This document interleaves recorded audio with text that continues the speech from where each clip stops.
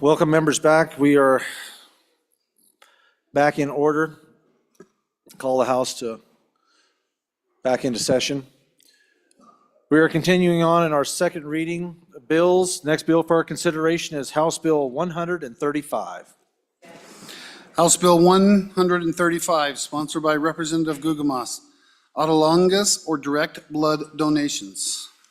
House Bill number 135 having been read two separate times. The question is, shall the bill be read a third time? Seeing no objection, it is so ordered. Next bill for our consideration is House Bill 160. House Bill 160, sponsored by Representative Tarver, voter identification revisions. House Bill 160 having been read two separate times. The question is, shall the bill be read a third time? Hearing no objection, it is so ordered. Next bill for our consideration is House Bill 173. House Bill 173, sponsored by Representative Haroldson, independent candidate requirements. We do have amendments.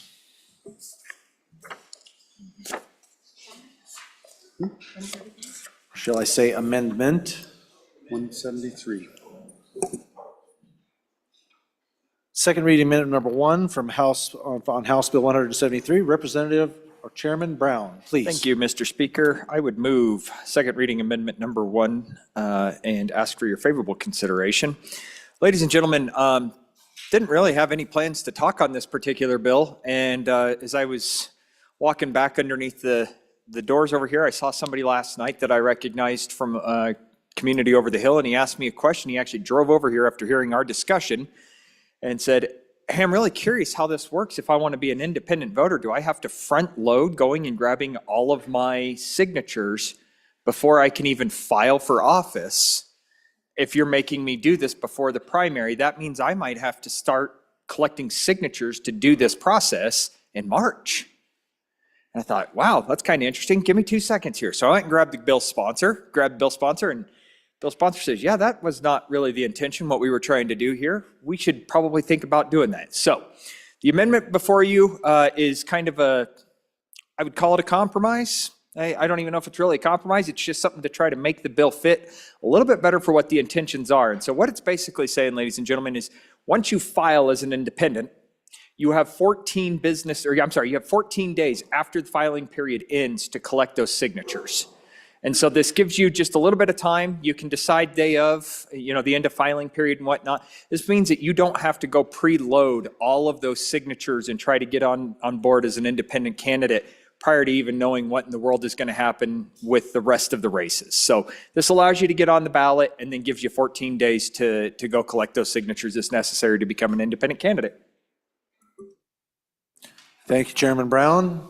Other members, Representative Haroldson for your first time. Thank you, Mr. Speaker. Just give a little bit of background on the conversation. We even had the conversation of, why, if an independent is in the same period, why couldn't they just sign up and register as a candidate? And the reason why there has to be that petition is because there is no primary for them to run in. You could get 10, 15, 20 people that sign up for a general, and all of them would be on the ballot. And so the petition just narrows that down. I think this is a good idea to give them the opportunity to have those 2 weeks, kind of that period of time. They file, then they have 2 weeks to get signatures. If they get their signatures, they get to go on the general ballot. If not, they didn't make the muster. So I think it's a good idea, and I'd ask for your aye vote. Thank you, Representative Haroldson. Any other members for their first time? Question being called. Members, you're being asked to decide on second reading amendment number one to House Bill 173.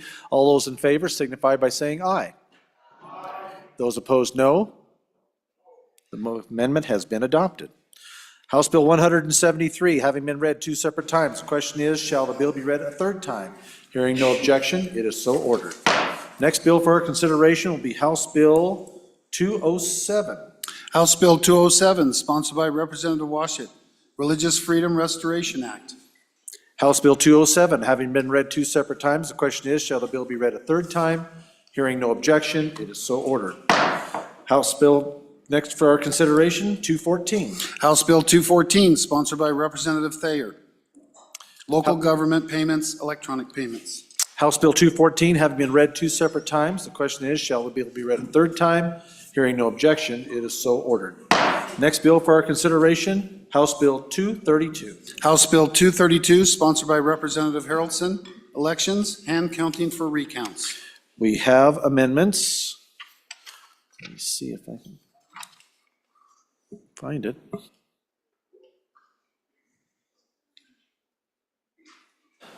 Amendment number 1, Representative Haroldson, please. Thank you, Mr. Speaker. I move second reading amendment number 1 to House Bill 232, and I'll explain it. As we've been working through this process, one of the requests the clerks asked for was in the case of a hand count audit in the realm of the percentage, less than percentage audit. So let's say a race has 0.97% and it's a district race and they have to do a hand count audit on that race.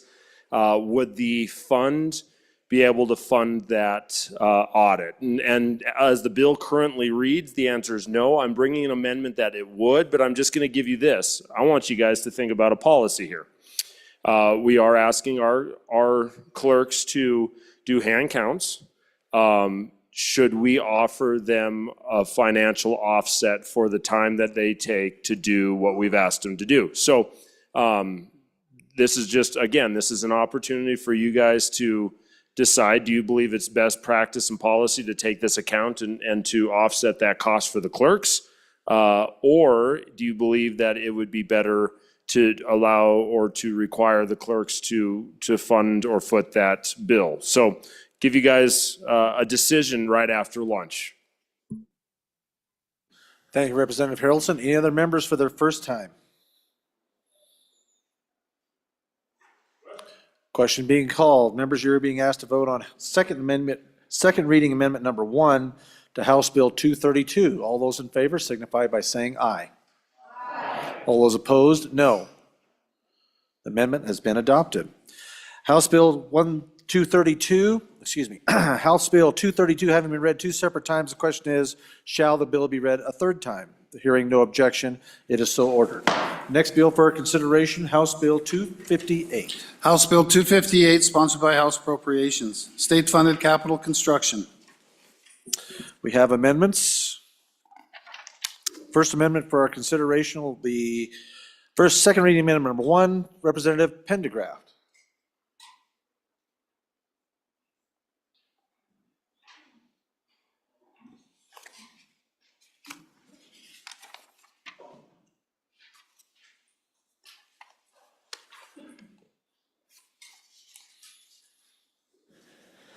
Thank you, Representative, Mr. Chairman. please proceed. Beg your indulgence for just a second to get myself put together. I got it. Yeah, thank you. I move second reading Amendment 1 to House Bill 258. I ask for your favorable consideration.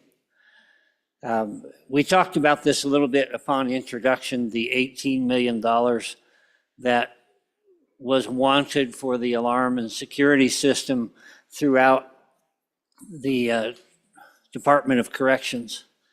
And as it turns out, there is a fund, which I think we also discussed yesterday. It has a sum right now of about $52 million in it that has been set aside for the Department of Corrections. And this money was to be used or was oriented to a new prison. Because this money is just sitting there and not being used right now, I thought it was an effective way of funding an obvious need to keep the prisons and the rest of these facilities in line and functioning. And so I do ask for your favorable consideration to move this funding. Thank you, Representative. Representative Larson Lloyd, first time. Thank you, Mr. Chairman. As I recall the conversation yesterday, we was assured that to vote for the bill at hand, that the $9 million that was in the bill would stay and that they would provide for the additional $9 million, not that they would take the total $18 million out of this account. I would encourage you to vote against the bill, come back third reading amendment, and do as you indicated yesterday, and let's take $9 million out of the permanent prison account, or not the permanent prison account, the prison account, and fund the security. Thank you, Representative. Any others for their first time? Representative Thayer, first time, please. Thank you, Mr. Speaker. On and against this, I ask that we go back to what was spoken of yesterday and bring this back on Third Amendment also. Thank you, Representative. Any others for their first time? Representative Nicholas, first time. Thank you, Mr. Speaker. On and against the amendment as crafted. So, ladies and gentlemen, we know that the existing lifespan of our current penitentiary is between 15 to 25 years at most.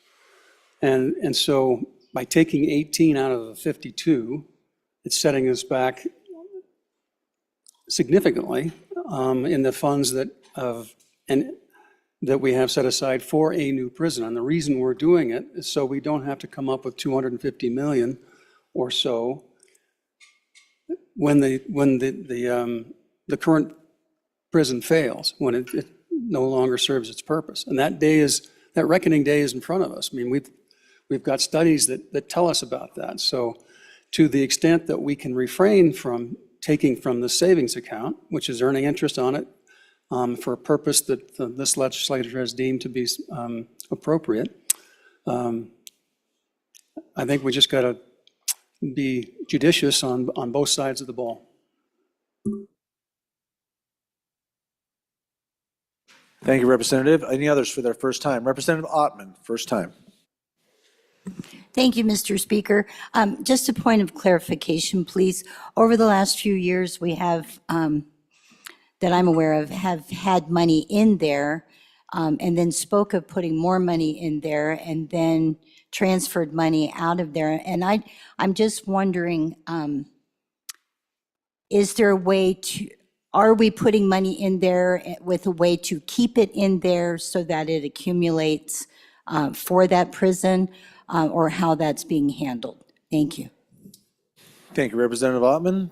Representative Baer, first time. Thank you, Mr. Speaker. So everybody received about a 1-inch thick binder in your mailbox when we first got here.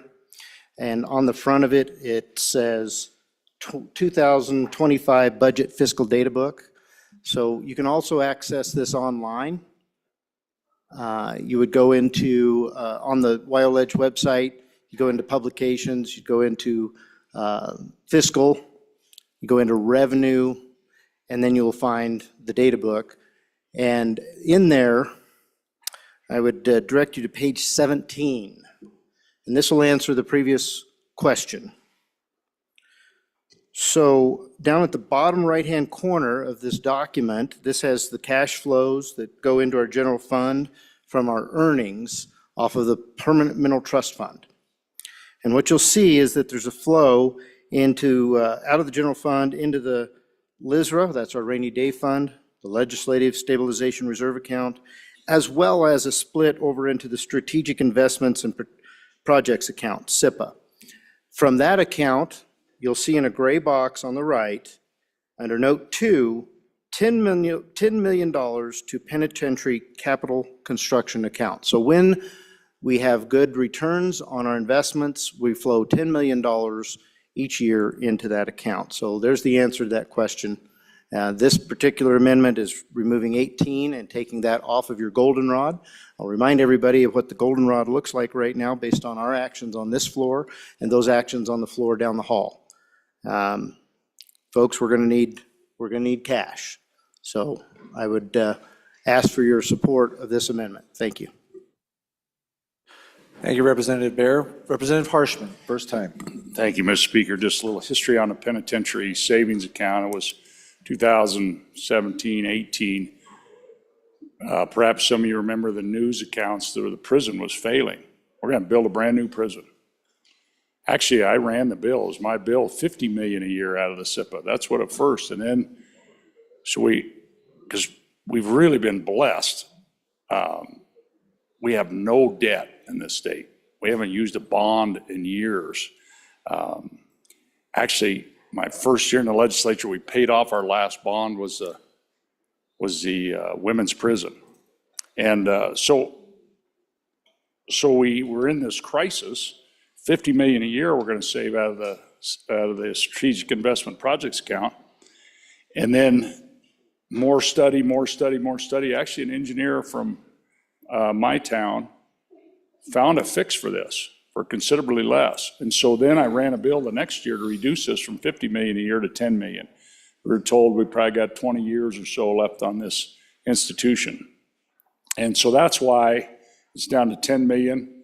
There's been runs at this money before. I get it, but that's kind of the history behind that. And then as far as that money is part of the guaranteed part of the spending policy, the 3.75% that's guaranteed. So that 10 million is going to flow every year to this account, regardless of investment incomes. We've done a great job with our reserve accounts. So, you know, I understand the purpose of this, but kind of what I thought we'd agreed to yesterday, I'm still in favor of that. So coming back on third reading. Thank you. Thank you, Representative. Representative Yin, for your first time. Mr. Speaker, thank you. So I guess for me, I want to know why why the members that brought the amendment have a different number than they said last time. So I think if we're going to advocate for something and say we're going to do something, and we're going to do something different when we actually come to the amendment, I want to hear why that changed. So why are we taking all 18 million out of the account rather than doing what we said we were going to do yesterday?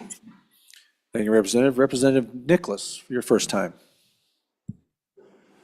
And so, Mr. Sorry. Speaker, I'm sorry, Representative Nicholas. You've already had one shot. Let me make sure I get everybody that wants to go on their first time. Anyone else for their first time? I don't want to miss anyone. Representative Nicholas, I'm sorry. Please excuse me. Proceed. thank you, Mr. Speaker. And so, ladies and gentlemen, you may recall, just a day or two ago, we tried to take 10 million from this account to tear down the old prison. And that which has to happen sooner or later, we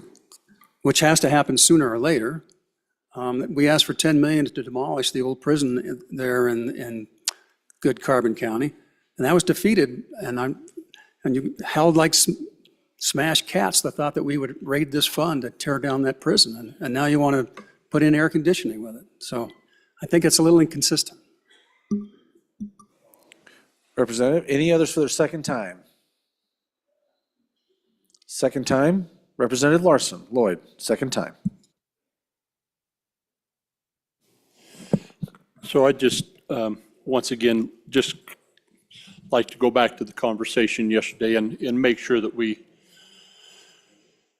stay in line with what we've agreed to do. We heard in the presentation that, vote for the bill. The good freshman representative came back and made a plea to restore the 9 million. We was told we have a place where we can get the other 9. We have a place. From that mic up there, then we had good representative from this part of the town get up and say, well, tell us where that's at. Then this account was identified. When we got to that point,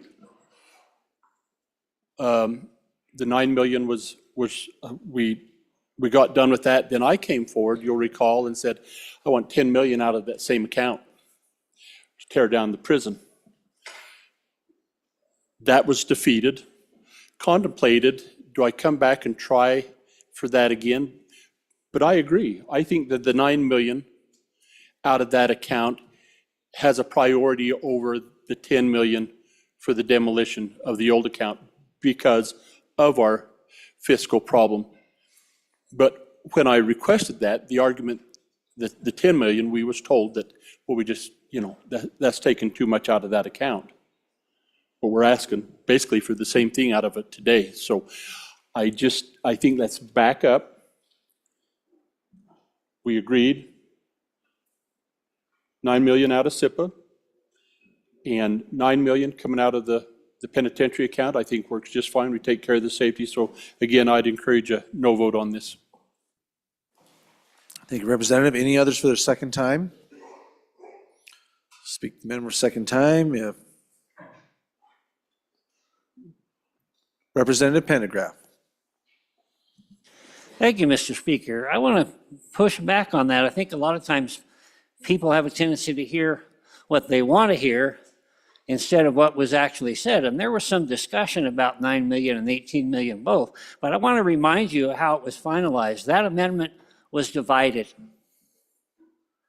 The second half of that division was to restore the 18 million. And I said at the time, I support that division. Let's restore the 18 million. And I will come back with a second reading amendment to take that money out of that account. That's what I said. The reason that I went against the 10 million was precisely the fact that that was my plan, was to take the 18 out, or at least to ask for that. And so that's what I did. I want to mention just one last thing before I ask for your favorable consideration of this amendment. It was admitted yesterday by the former chairman of committee number 2. He wanted to push back a little bit against going into that account, and then admitted that in fact he had done the same. With that, I'll rest my case and I ask for your favorable consideration.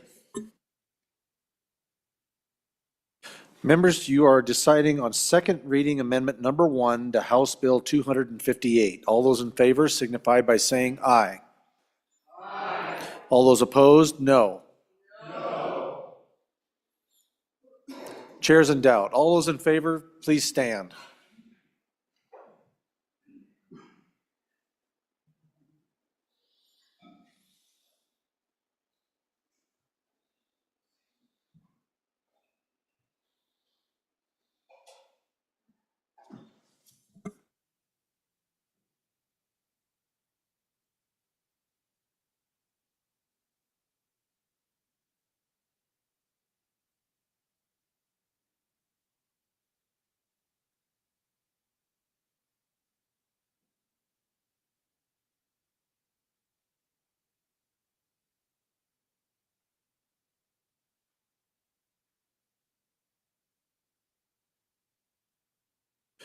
You may be seated. All those opposed, please stand. This is going to be very close, ladies and gentlemen. Please stand still.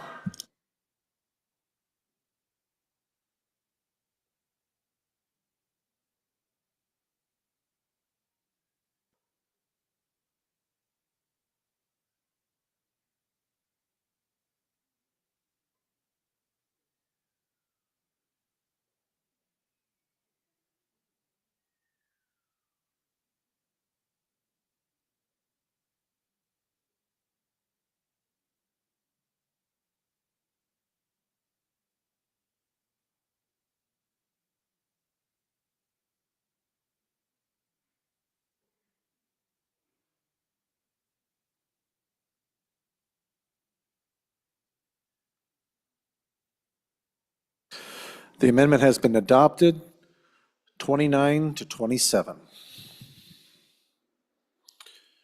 Next amendment for our consideration to House Bill 258, second reading amendment, Representative Harshman. Thank you, Mr. Speaker. I'd move second reading amendment number 2 to House Bill. This is, I don't have the right page. Is it House Bill? House Bill 258. 258, that's what I got. Okay, thank you, Mr. Speaker. Yes, sir. Members, this is an appropriation from our tourism project account.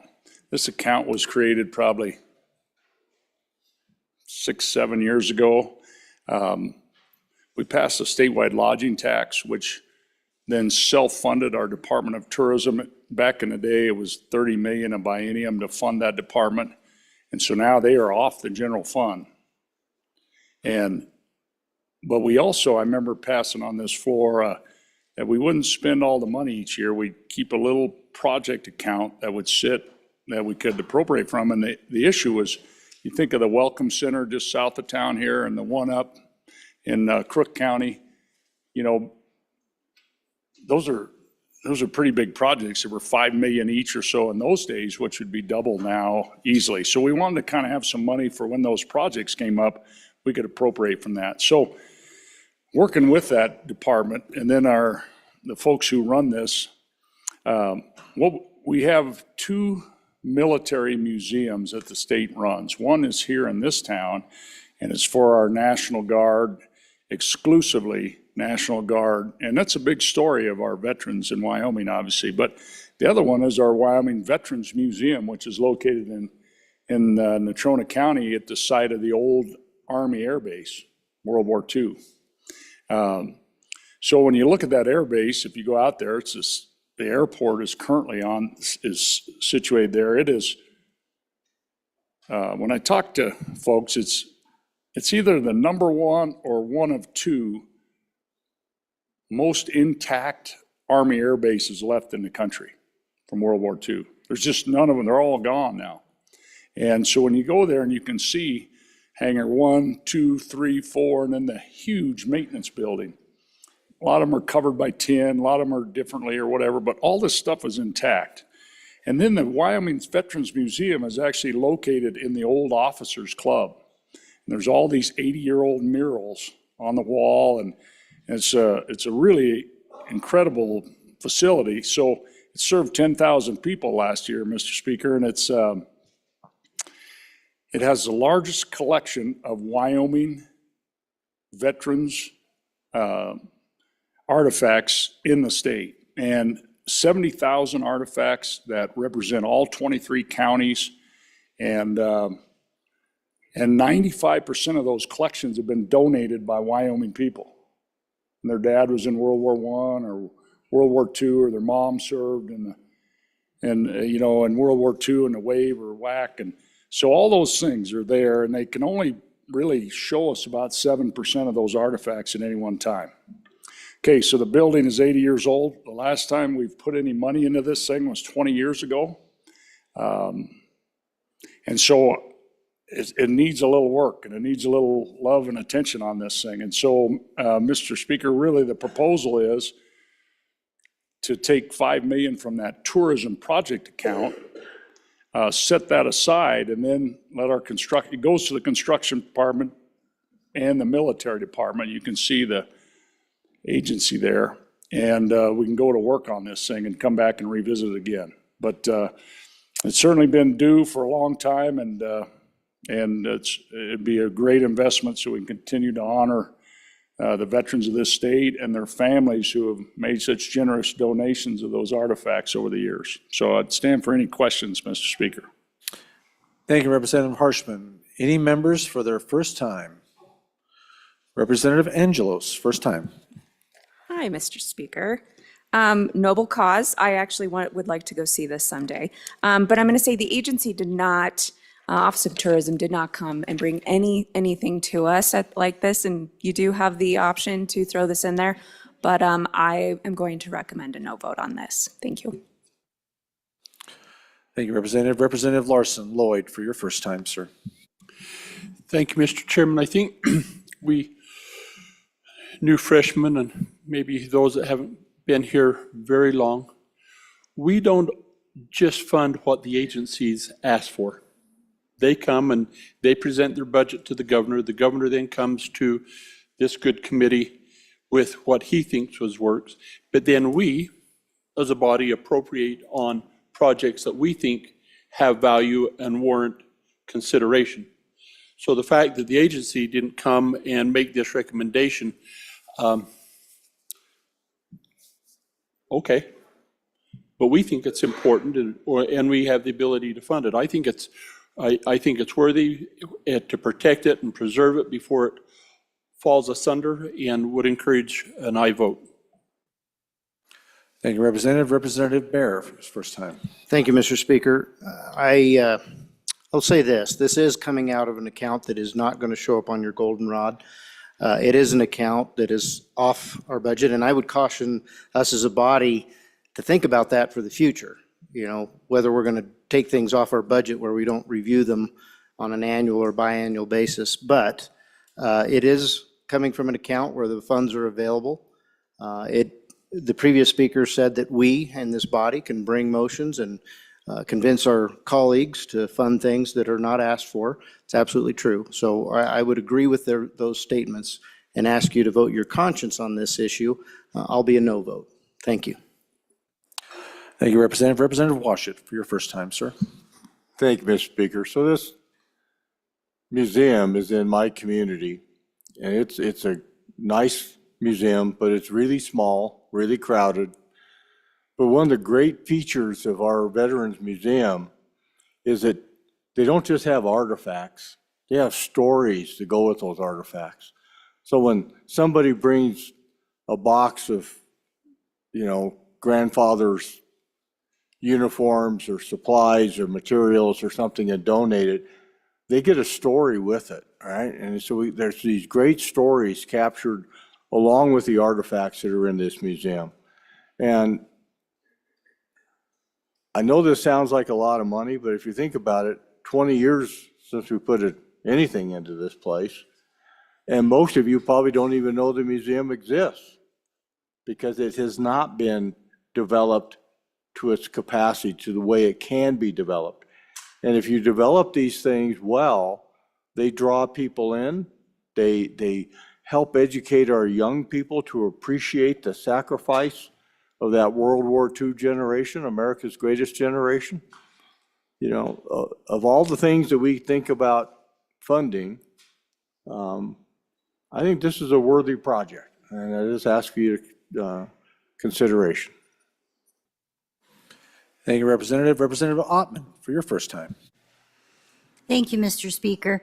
As a person that really values history and museums and go to everyone that I possibly can, it seems that I remember this coming up in the last 2 years, and apparently if it hasn't had any money in the last 20 years, we didn't fund it in the last 2 years. So what my question is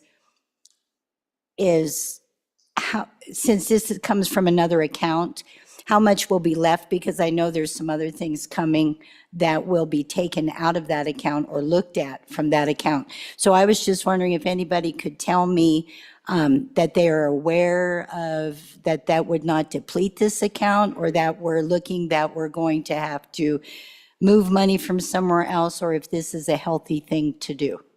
Thank you. Thank you, Representative. Any other representatives for their first time?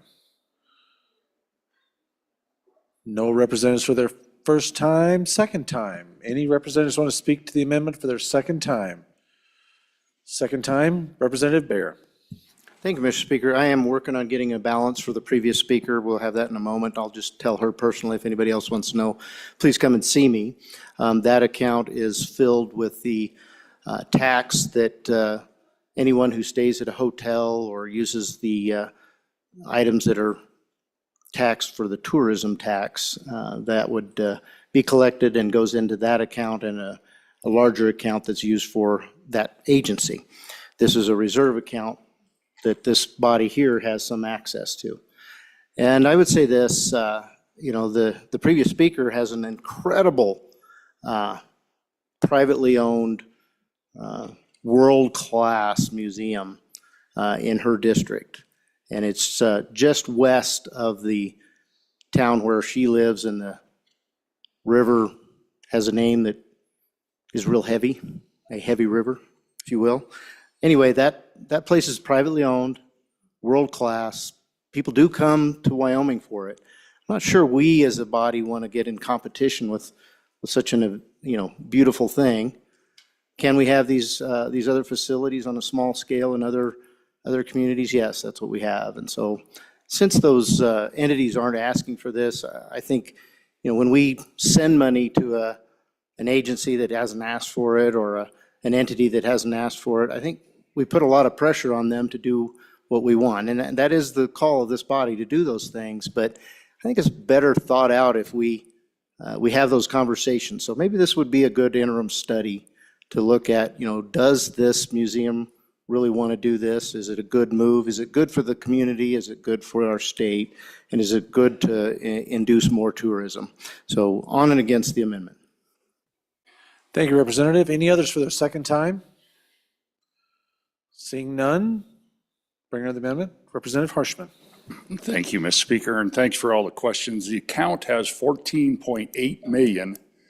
I spoke to the Director of Tourism, run this months ago, actually, and very supportive. I can't speak for another person but myself, but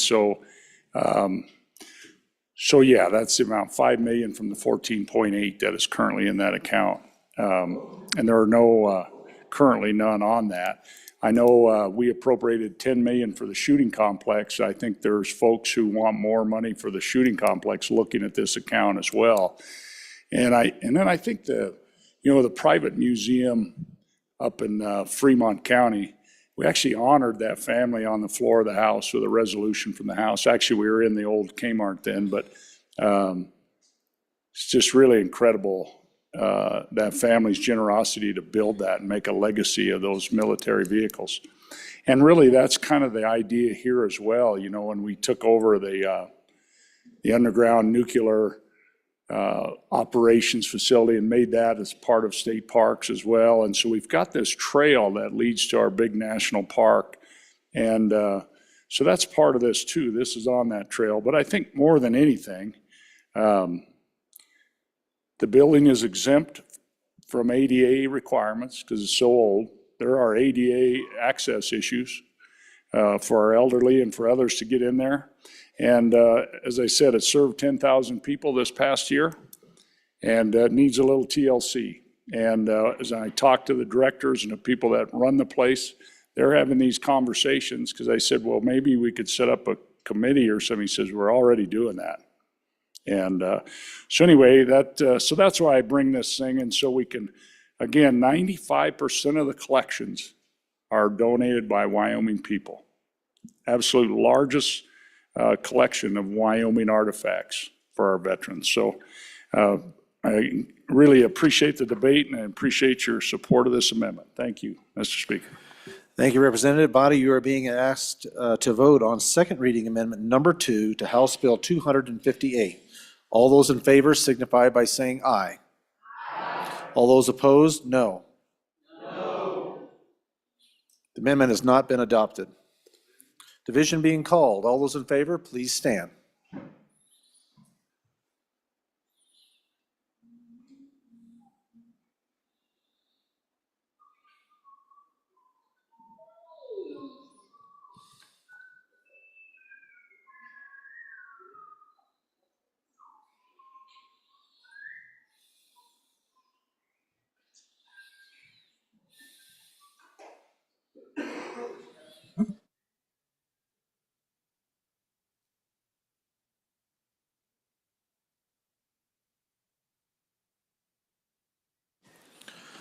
You can be seated. All those opposed?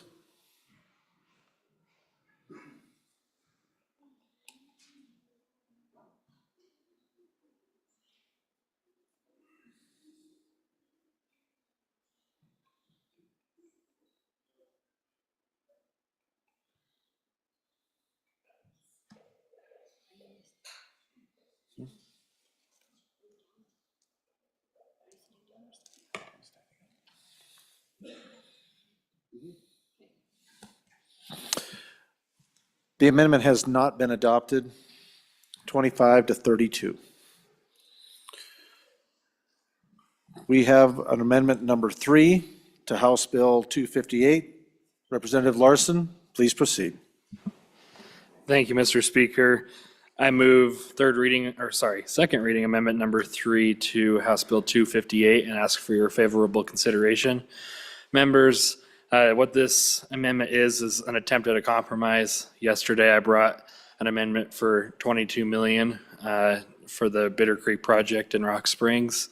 And I've decreased in this amendment the appropriation to 11 million and put a provision in there that the city of Rock Springs or Sweetwater County shall provide half of the funds required for segment 2 of the Bitter Creek revitalization project from other sources. So that kind of gives the community flexibility on where they can find those funds, whether that's raising the funds through their own taxes or finding it in their reserves or wherever, but it still does put in some investment from the state. So I'd ask for an aye vote on this at an attempt for compromise on this project. Thank you, Representative. Representative Bear, your first time. Thank you, Mr. Speaker. I do appreciate the bringer of the amendment's effort to reduce the stress, if you will, on our finances, and that's what I'm going to call it, and it still is. So I'm going to ask you to resist the amendment. But I am going to take a moment, since the amendment addresses a particular account, which I'd like to just spend a little time talking about with the body here, and that is the Legislative Stabilization Reserve Account. That's where these $11 million are being drafted from.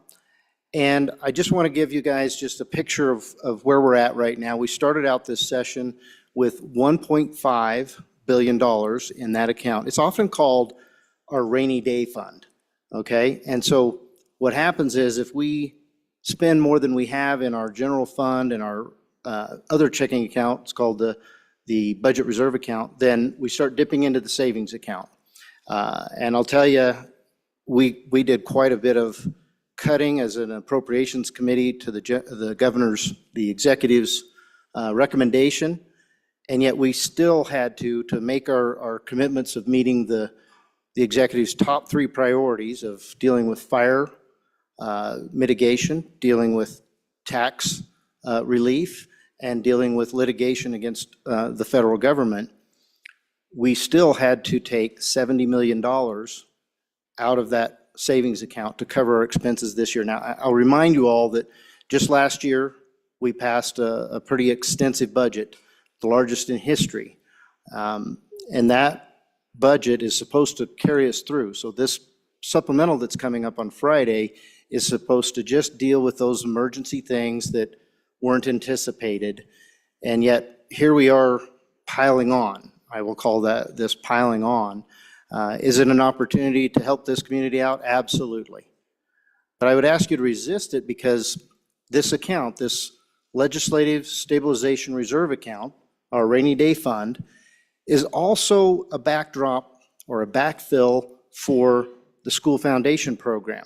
And the good legislator in the middle of the room from the middle of the state really worked to make sure that that backstop was there in the event that the school funding falls short. And guess what tax relief is probably going to do, folks? It's likely to make school funding fall short.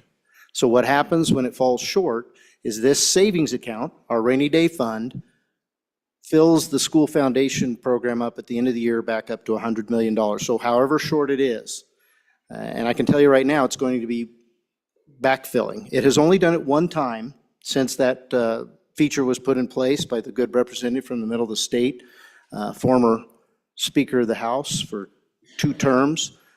And I would just say that when we don't backfill everything, which we're not going to in House Bill 169, there's going to be a drawdown on that account. We're going to put more pressure on it with everything we try to pull out of that savings account. And that's what this amendment does, folks, is it pulls out of that account. So for that reason, I appreciate the bringer. He's trying to take care of his community. And he did bring a good compromise here, cutting it in half. But I'd ask you to resist it just because of the pressure that we're putting on our savings account. We don't know what we're going to end up with for these other spending bills, but the goldenrod does not look good right now, folks. And I hope you appreciate the work that your Appropriations Committee has done, because they have been diligent about trying to reduce spending here in this term, or this session. Thank you. Thank you, Representative. Representative Yin, for your first time.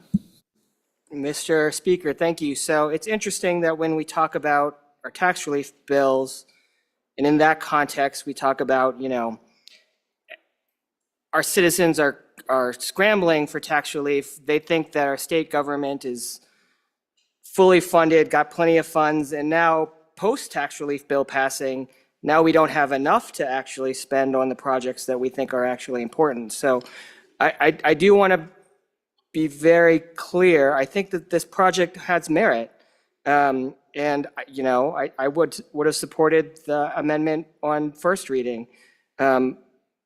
but we need to take care of our state and we need to take care of our communities. If we don't do that, I think that's incumbent on us as legislators to say, we didn't take care of the needs of our state. So are we going to take care of the needs of our state? I hope so. I think this is one way that we do it for one of our communities in our state. I worry how much hamstringing we're now going to have to do for all the other communities in our state if we're going to say no to this one too. Thank you, Representative. Representative Larson, Lloyd, first time.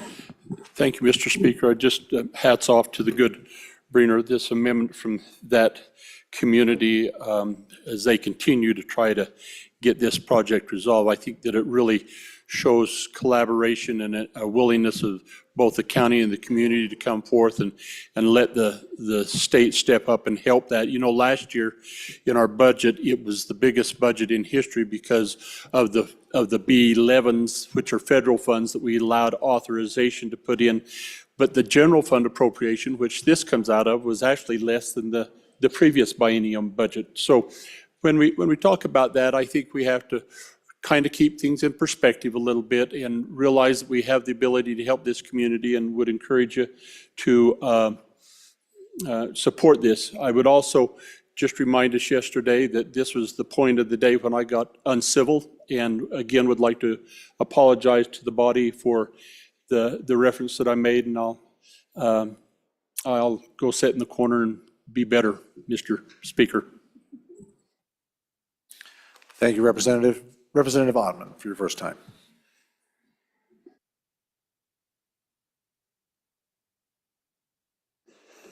Mr. Speaker, would this be my second? This first time.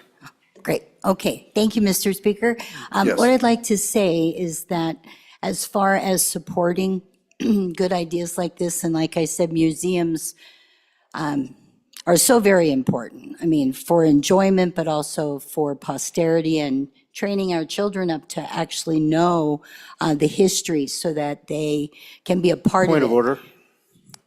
What? What's your point? Mr. Speaker, the speaker is on the wrong amendment. Oh, We are on second reading amendment number 3, I'll pass. House Bill 258. I'll pass. Thank you, Representative. Representative Locke, first time. Thank you, Mr. Speaker. And one thing, just a point of clarification on this amendment, this is a great amendment, and all these are very good amendments. And it is very important that we help our communities. The only thing I want to add into that is the fact that some of these broader relief out there, and I hope to not cross too far out, but some of the broader relief is helping all of those communities too, and it is very important, for example. So I just wanted to at least add that in. Helping our community is very important, but the broader relief is important too, and the funding we have sounds like it's tight, so.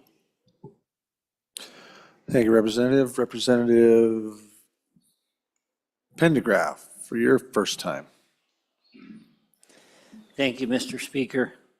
I'm going to ask you reluctantly to resist this amendment. And I kind of alluded to this the other day in some of my comments. I went to a town hall in my county, and one of the small town mayors came up and he said, you can't take away our funding because we have to have this.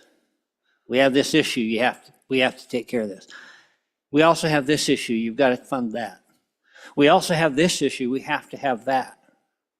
And after he listed probably 4 or 5 issues, he said, but most of all, we have to have tax relief because our people are hurting. The reality is we can't have everything. And so we each have to make a decision when we go home to our constituents. Do you want your tax relief? Do you want XYZ? I believe that we have done a lot. Point of order. What's your point, Representative? Mr. Speaker, we're not talking about tax relief in this. We need to stay on the amendment. Representative? Point taken, thank To the you. amendment, thank you. Point taken, thank you. My point is we all have a choice. And my choice is not this one. Thank you. Any others for their first time? Representative Williams. Thank you, Mr. Speaker. We just heard about tax relief, and we're talking about states spending, but correct me if I'm wrong, are we not talking about property tax relief? And doesn't that stay at home? Doesn't that stay in our county? Please clarify. Thank you, Representative. Any others for their first time? First time? Second time? Oh, first time, I'm sorry. Representative Storr, please proceed. I was a little slow. Thank you, Mr. Chairman. We all do need to make our choices. But, Wyoming will prosper when people can and want to live in our communities. And if we have a tax policy that also works for the state. This is a great example of a community that has great bones. There's a lot that's wonderful about the southwest part of our state. But this is what's holding it back from really having the kind of renovations and redevelopment that downtown can offer, that can make it a vibrant community, that will attract people to both live and visit. It's critical. It's absolutely critical. And I just can't imagine why this isn't on the top of everybody's list. So I hope you will consider the amendment. Thank you. Thank you, Representative. Representative Wiley, for your first time. Oh, Mr. Speaker, thank you so much. I thought I was going to get missed there. Had to run back. Again, my good representative from my hometown, he spoke yesterday on the number of homes that were going to be affected. But this goes beyond that. If you look at maps of Rock Springs, this is roughly half of our town. You ask about the population, 23 plus thousand people, half of those folks are going to be affected. We're getting ready to see an influx of new folks coming into the region because we have expansion in our mining and our hydrogen and a handful of stuff. There's a boom coming, boom and bust. We're always ready for a boom and bust.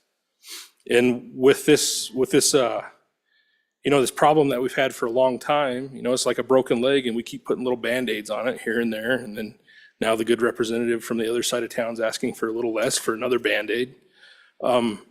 Again, we're either 3 or 4 to contribute to state coffers with our taxation coming from my county. And if you'll help us, we can generate more, and we can help those coffers more. And part of that is to be able to have a place for people to live, not have your property almost condemned and being in a perpetual flood zone that you can't change because, there's no place to put the water anywhere else. It's drainage, it's flow. They tried back in the turn of the century and it didn't work, and now here we are today, hundreds of millions of dollars worth of a problem. And we just have to address it. Eventually, we'll have to address it. If it's not today, it'll be tomorrow. But it sure would be nice to be able to have a place for people to come stay that are going to help build these places that we're going to create revenue from, and work at these places that we're going to create revenue from, and contribute to this goldenrod that we look at here every other day now. Because we do contribute. And if you look at the projects and stuff that have been done statewide, I would say, Southwest Wyoming in a whole, not just Sweetwater, but we're kind of overlooked a bit. I know this side of the floor over here agrees with me. But I just urge you to give this some consideration because it's a good thing, and you'll get your return on investment. We'll mine some minerals and we'll get some stuff out and we'll get it done. We work hard down there. We'll make sure that we return the revenue. Thanks. Thank you, Representative. Representative Pendergraft. Thank you, Mr. Speaker. Just Excuse wanted me. to ask a question. that Excuse was me, asked Mr. by- Representative Pendergraft, I just made the same mistake I do occasionally. We are still on first time, so I'll wait until you've got a second bite of the apple here momentarily. Representative Byron for his Thank you, first Mr. time. Speaker. Appreciate that. You know, if not now, when? I've heard it the last 2 weeks. We should have done this. It was this many millions. We should have done it 10 years ago. It was this many millions. So now here we are. We have funding coming from other sources. We have local funding. We have federal funding. People have worked hard to find the funding, taken a little bit of a smaller bite at the apple. If not now, when? When we're here for the next session? And we all debate this, it's a few more million, and we say we can't do it, we can't do it, we have other priorities. And the houses are gone, we're gonna have a much, much different problem. If not now, when? Thank you, Representative. Representative Geringer, your first time. Mr. Speaker, on and against this amendment. As a recovering civil engineer, one that spent a little bit of time as the city engineer for the city that we are in right now, I have to kind of think back to what was the benchmark for this city in the flood of '85 and the loss of life that occurred when a major flood swept through. And it was a horrible situation, and the city that we're in still has flooding issues. But between that time and now, there's just been, I'll say this, little bites at the apple along the way, where they didn't try to solve the issue all at once. There's little projects here and there that keep occurring. They find ways to make it work, to take care of the issues, identify them. And so there's lots of different funding sources with the state, with the feds, with optional penny taxes that have been done.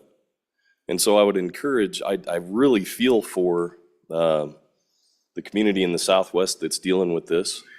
I think there might be some other ways to go about doing this. And so I would encourage you to resist this amendment. Thank you, Representative. Any others for their first time? First time, Representative Washut, first time.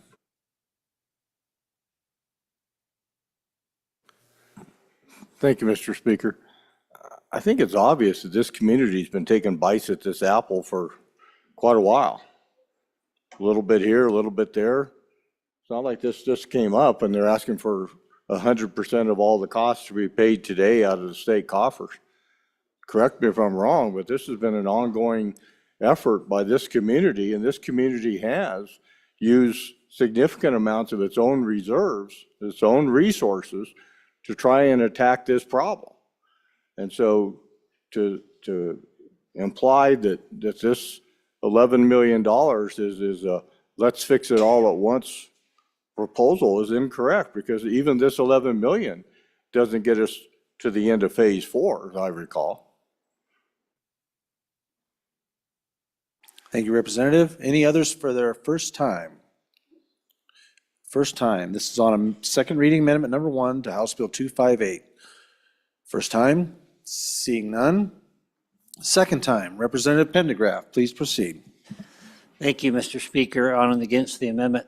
And just to answer a question from the good representative from the eastern edge of the state, the answer is backfill.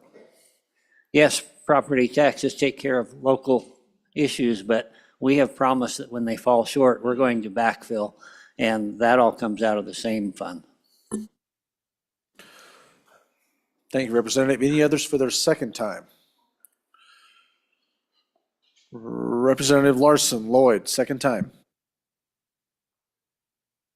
Thank you, Mr. Chairman. And the reference that we have promised to backfill,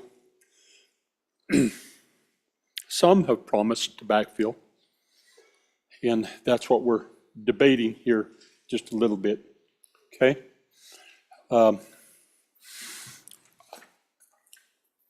When we look at the state, and we think of those areas that have really helped us provide for the operations of state government, coal up in the Northeast, and then down where this community at, has long been coal, trona, natural gas, oil, same as up there.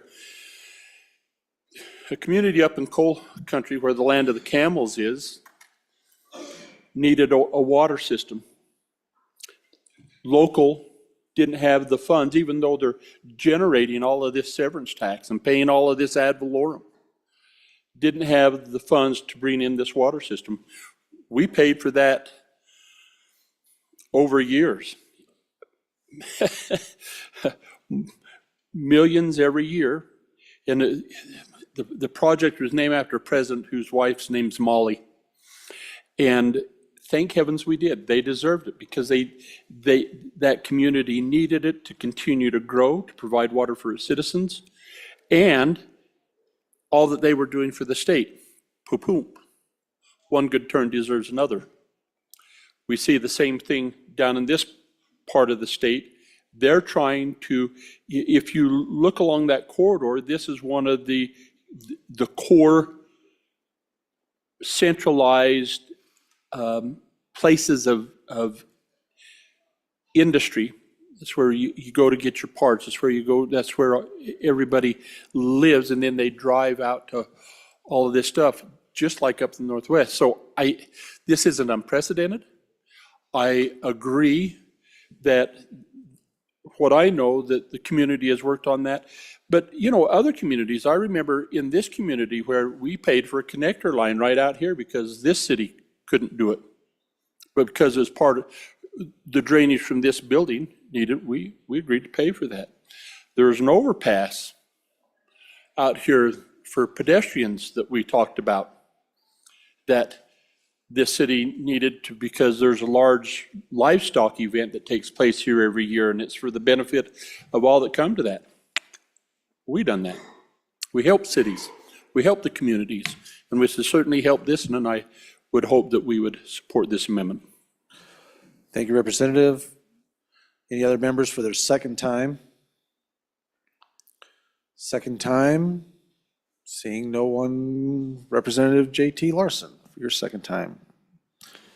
Thank you, Mr. Speaker. And I would say these dollars are coming from the proper account. And, it's called the Rainy Day Fund. When Rock Springs has severe amount of rain, we have problems.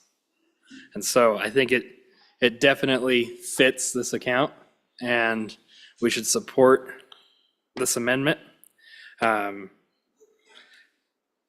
The direct benefit, this does impact half of our town geographically. The direct benefit of individuals are 800 individuals in our downtown homes, but that's not even including the businesses that get impacted and the infrastructure that's impacted when we see a massive flood through the creek. So it's definitely worth this investment. And with that, I think that it's appropriate to call for Rule 12-4, the ayes and noes. We will need 1 second for that motion. Representative Provenza.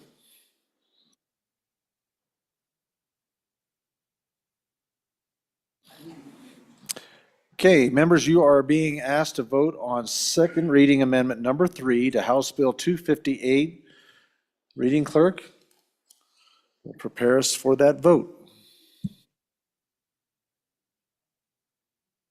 Chief clerk.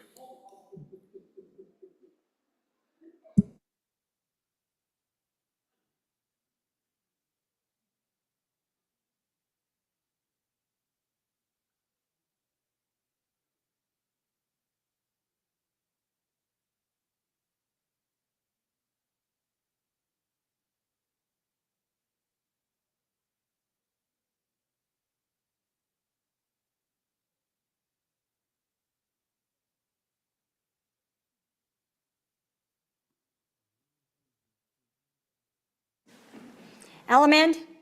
No. Andrew? No. Angelos? No. Banks? No. Bear? No. Brady? No. Bratton? No. Brown Gary? No. Brown Landon? No. Byron? Aye. Campbell Elisa? Campbell Kevin? Chestick? Aye. Clouston? Aye. Connolly?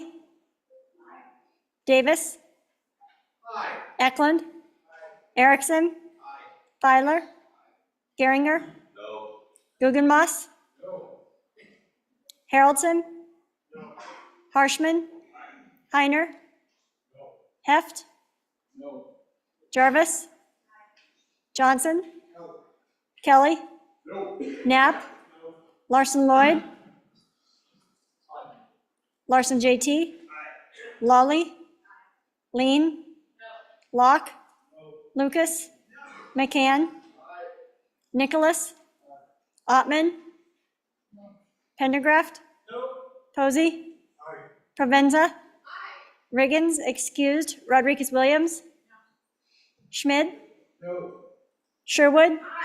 Singh. Smith. Storer. Strock. Stivar. Tarver. Thayer. Washut. Wasserberger. Webb. Weber. Wharf. Williams. Winter. Wiley. Yin. Mr. Speaker, are there any changes? Are there any changes? Closing vote. Vote closed. 24 aye, 37 no, 1 excused. By your vote, you have decided not to accept second reading amendment number 3 to House Bill 258. Next amendment for our consideration will be second reading amendment number 4 to House Bill 258. Representative Strock, please. Thank you, Speaker. So I would like to move House Bill 4 onto, Amendment 4 onto House Bill 258. And this is just bringing back the Silver Arena expansion for the State Fair, which has been talked about many, many times and keeps getting brought off. So I was just bringing it back to really visit and let people know what it's about. And what we would really like to see at some point for the State Fair is this arena, if we could enclose it, it would actually be an expansion project, and it would be a hub for educational programs and events that benefit the youth. And this would include opportunities for agriculture and rodeo educational events and helping to foster skills and knowledge among the next generation. And what actually also we would like to see is if you had that covered all year, it would be something that would be generating its own money, be able to open up events throughout the year. And the State Fair is really working towards being self-sufficient, and this would be just one more step towards that. So I appreciate your consideration on this. Thank you. Thank you, Representative Strock. Representative Baer, for your first time. Thank you, Mr. Speaker. I think many of the same arguments we had in the last discussion would apply here. But I'll also add, in this particular case, it's a little different in that the agency did come and ask for this, but the executive denied that. So I'll just remind you that, in an effort to be fiscally responsible and treat this budget as what it is, not part of the biennium, it is just shoring up those things that we didn't get taken care of or were unforeseen. This is a new spend, and the executive denied it. I would urge this body to do the same. Thank you, Representative. Representative Williams, for your first time. Thank you, Mr. Speaker, and thank you to the two former speakers who described this project perfectly. Just for your information, this would allow the State Fair to be a year-round operation, and that changes it from a 5-month operation to a 7-month operation. And I view this as an investment in that community that's booming, and I encourage your aye vote, and I just believe it enhances the financial sustainability and the economic impact of that central part of the state. Thank you. Thank you, Representative. Representative Nicholas, for your first time. Go ahead, sir. Thank you, Mr. Speaker. Ladies and gentlemen, apparently I don't stand close enough to the mic because everyone says in the back that they can't hear me, and I apologize for that. But I don't like to talk on mics very much. So your good appropriations committee toured this, the state fair this summer. We did it, we were up in that city, and we were there for a couple different reasons. We also went through the Law Enforcement Academy, looked at the current buildings at the Law Enforcement Academy. We also looked at, the thing we've been talking about this session, and we assisted as part of that in finding new property to put the new driving or the vehicle pad for training out in a different location, and with the ultimate goal that we'll move that entire facility over to that new location in the future. Just long-term planning in that regard.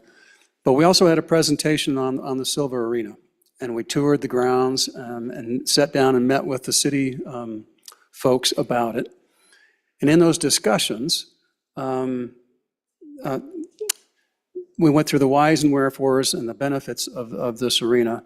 And it's a great project. And it's a project for the state fair for the state of Wyoming that's important for the state of Wyoming. It's one of the backbones of what we do. And, every county gets or tries to get some type of a state entity or facility there, and this is what they've got. And it's a wonderful thing. I don't know how many of you guys have been to the state fair and participate on those grounds, but it's a pretty darn neat process.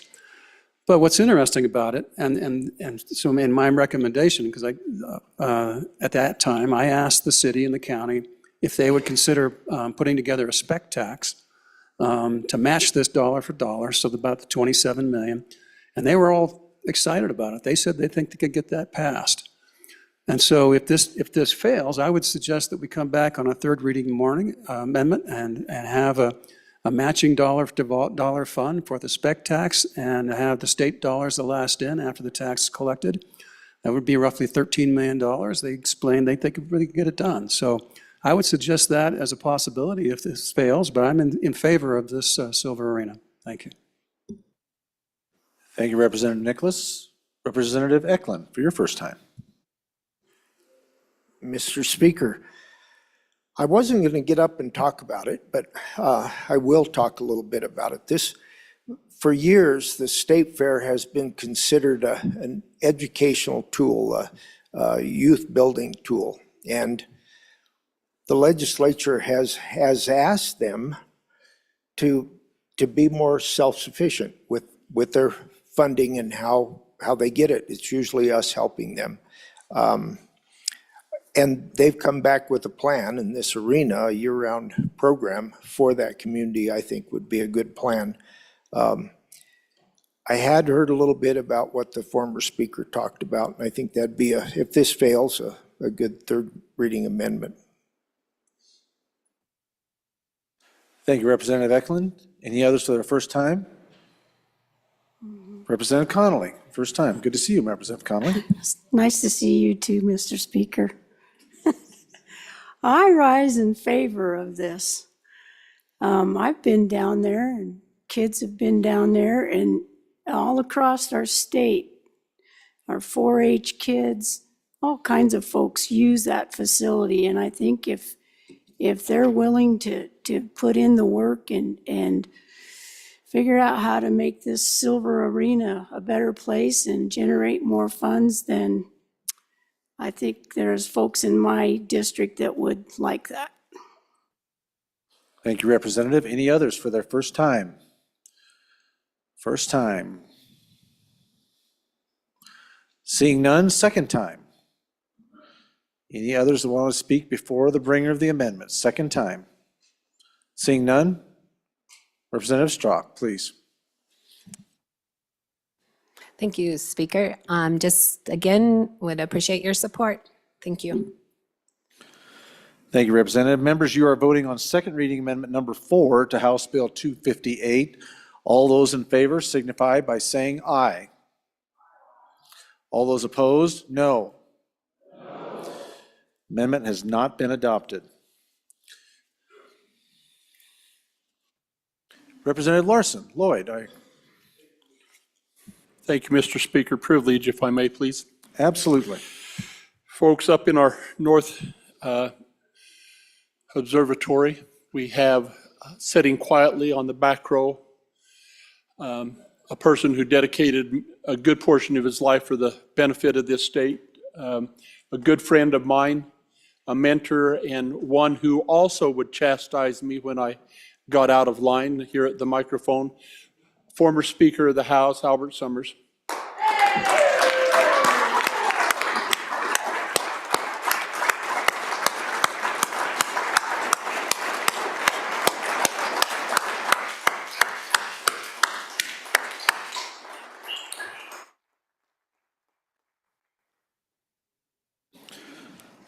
Welcome to the House, Speaker Summers. I did not realize you were sitting up there in that. As the sitting speaker, I would have had the privilege of being able to recognize you, but thank you, Representative Larson, for doing that. Welcome to the House, Representative Summers. Next amendment for our consideration, another one, yes. I ask for a privilege of the floor, please. By all means, Representative Locke. Thank you, and I don't know if anybody's already introduced them, but sitting up in the same gallery up there is Chairman Dave North, our county commissioner, and I just wanted to at least introduce him today, and thank you for being here with us. Thank you.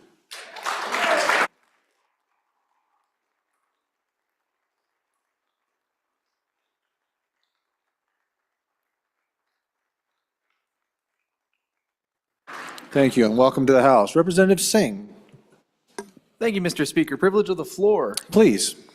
Well, it seems we're on a roll, folks. I just wanted to introduce you to one of my friends on the, which way is this? This is the West Gallery. We have one of our local students at LCCC studying business, Dominic Cruz. Please welcome him to the House.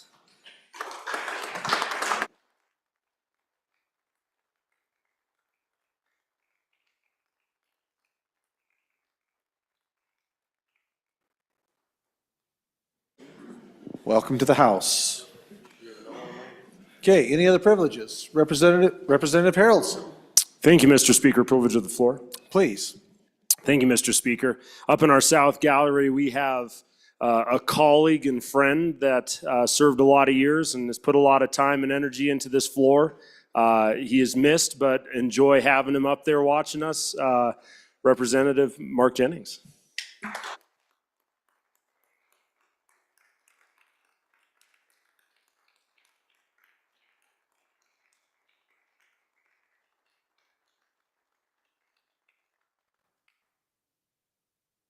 I too will have to say, former representatives have an ability to hide from the dais. I had no idea that you were hiding behind that pillar, Representative. Welcome to the House. Thanks for being here. Appreciate all your efforts, sir. Okay, Representative Brown, please. Thank you, Mr. Speaker. I'd move second reading amendment number 5 to House Bill 258. Members, I just wanted to argue some more, so figured we'd go ahead and do this. Everybody's in a good mood, so we don't even have to argue. You just vote aye and we'll be all good here. Members, what this is, I heard a lot of debate as we were starting to talk about the state pen, and I heard the discussion, and I thought, you know, we didn't hear, a lot of us heard something different during first reading or during committee of the whole. We thought we heard something different. What we thought we heard, we didn't get brought to us, so I decided to go ahead and bring that forward. So what you have in front of you is $9 million out of the SEPA account, $9 million out of the penitentiary account. That's what we thought we heard. That was the discussion we thought we heard. So I'm bringing that forward.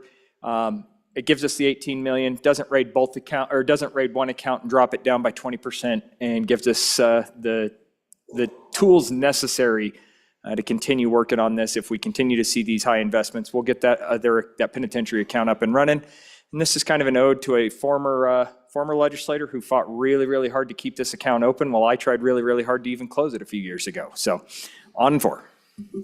Thank you, Representative Brown. Representative Baer, for your first time.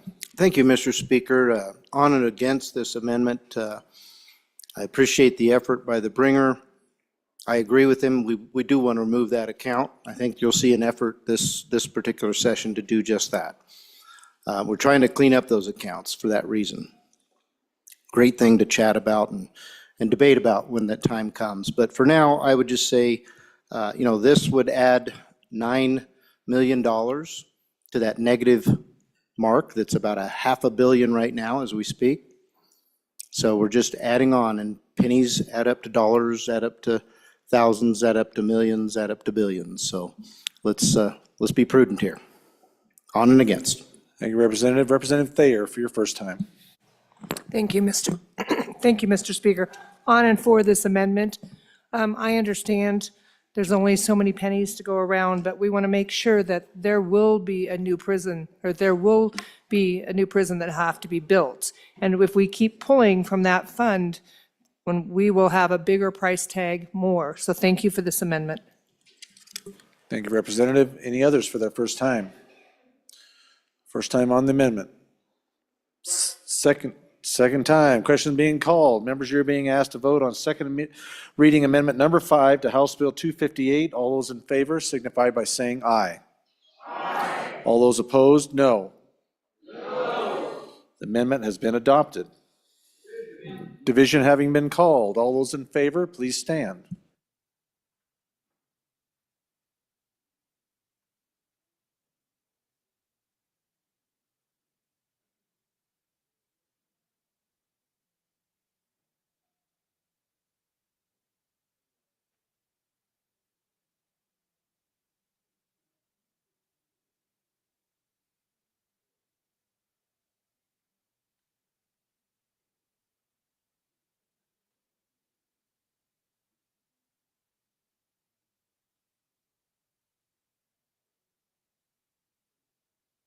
Hold still. It's going to be close again, ladies and gentlemen.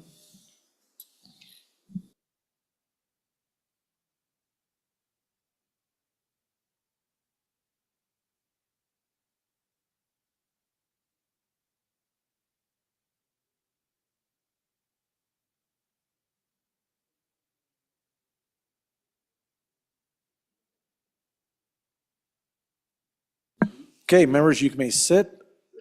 Those opposed, please stand. Please stand still. It looks to be close. I hope all the members are out of the break room and on the floor.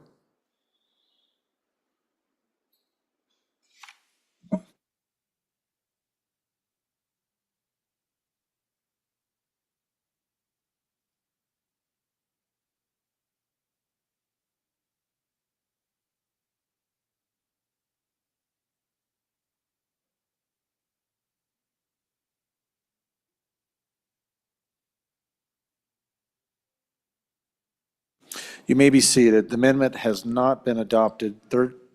35 against, 24 for.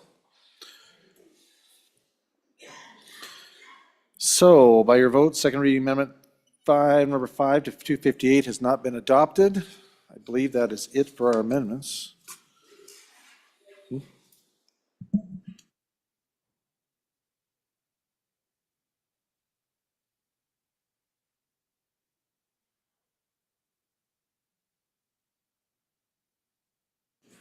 Ladies and gentlemen, I've just been informed by the chief clerk that according to our new rule, potentially those all should have been roll call votes.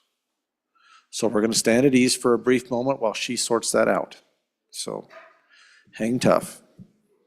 No, Representative Filer, you cannot leave. You have to sit right where you're at. Oh, so I'm sorry. Go ahead, please.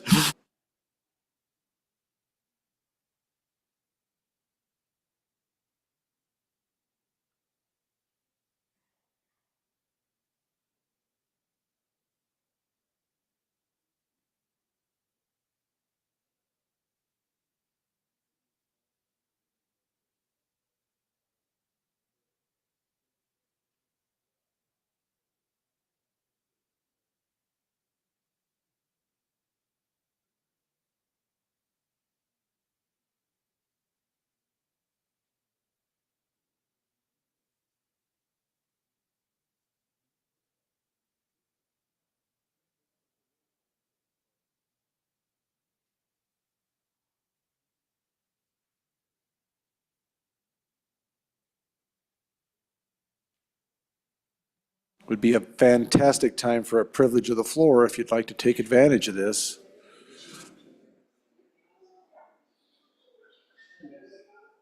Nope.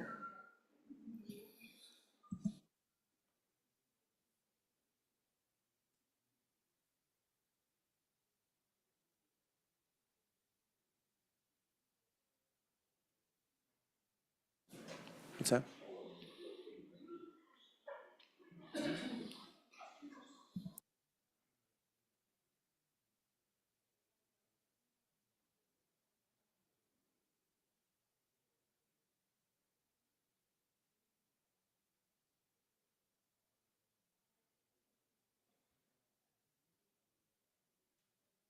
Yeah. Representative Provenza, you had something that's important that you'd like to share with the body? Members, this is really important. What do you call an alligator wearing a vest? An investigator.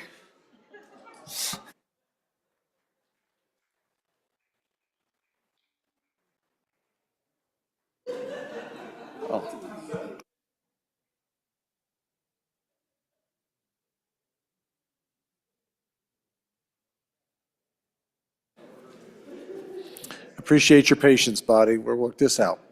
See what she comes up with here.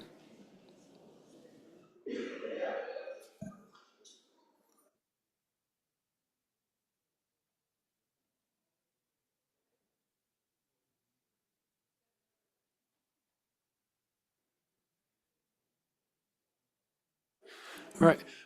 Why did House Speaker? Can I hear it first before you go and blurt this out?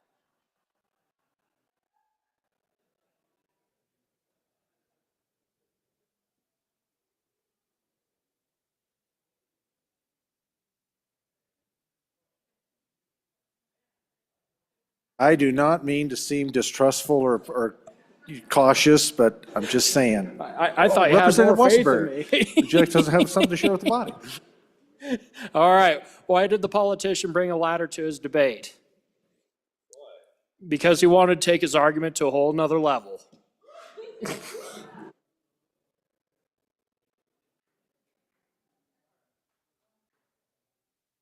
Please, Chief Clerk, as quickly as you can.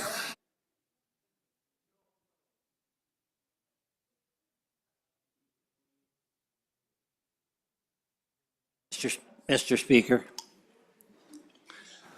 No.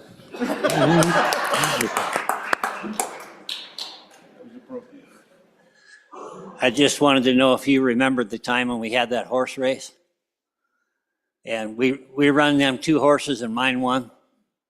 But when you were asked by the press what happened, you said, in a great contest, wherein was fielded 2 of the finest not 2, I blew it. Wherein was fielded some of the finest horse flesh this side the Mississippi River. His horse come in, boy, I really blew that.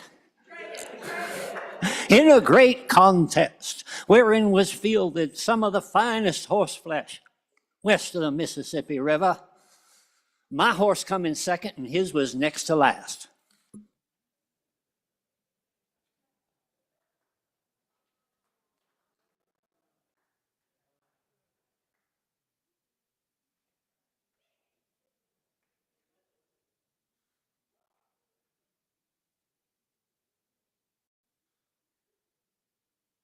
Okay, ladies and gentlemen, we have a determination here. We've gotten a hold of the lawyers, and because and absent any objection to the work that was done by the bringers of the rule and the new rulemaking process, the ruling and the decisions that we've made and the votes will stand absent objection. So moving on, and this is on House Bill 258. Sensing and hearing no objection, House Bill 258 having been read 2 separate times, the question is, shall bill be read a 3rd time? Hearing no objection, it is so ordered. Point of clarification. Please, by all means. Mr. Speaker, just could you explain for the body what the rule how that should have gone down had we been on top of the rule? Just so we all understand when we should be prepared for a roll call vote. Okay. Or if everything was done correctly, just so we understand. Representative Yin is going to explain that to us. Appreciate the asking of the question. Mr. Speaker, thanks. Yeah, members, so the rule is 11-3. If you have your rule book in front of you, your newly nicely printed one, it is one of our newer rules, 11-3. It's on page 46 in the blue pages. So I'll give you guys a second to get to page 46, 11-3. So we're talking about the ayes and noes on appropriation amendments. Except as provided by House Rule 6-6B. So 6-6B deals with Committee of the Whole. So Committee of the Whole, we don't generally do the ayes and noes unless something fails. The ayes and noes shall be taken on the motion to adopt any amendment which directly increases or decreases an appropriation by a specific dollar amount. So anytime we have an amendment with a specific number in it that's outside of committee of the whole, we have to take an ayes and noes vote. And so that's something we failed to do, but because we all did it and no one objected to it at the time, it is real and happened. We're not going back to do any of those. But for the future, now we all are aware, we need to be taking the ayes and noes in all of those. That is correct. That was the determination that was made and was brought to the dais. So thank you, Representative Yen, for making that clear for all of us, and we know where to look for that, and we'll know going forward that if there are any changes in funding, that those will be recorded votes. Next, bill for our consideration, House Joint Resolution Number 4. House Joint Resolution 4, sponsored by Representative Stivar. Constitutional Amendment, Veterans Property Tax Exemption. House Joint Resolution Number 4, having been read 2 separate times. Whoa, we do? Oh, I didn't have an A.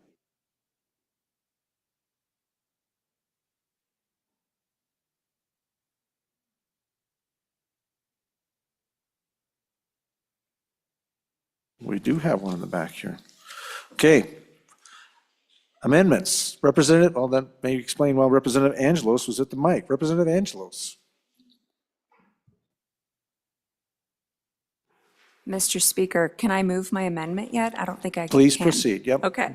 So, body, I am going to move I move second reading amendment 1 to House Bill to, what is it? House Joint 4, House Joint Resolution Number 4, yes. So I move that bill. And what this does is this just decreases our 25 acres and inserts 10 acres. So it just drops that amount down. And I did speak with the sponsor of the bill, and he was favorable. So. Thank you, Representative. Representative Stivar, first time. Thank you, Mr. Speaker. This is a friendly amendment. Please vote aye.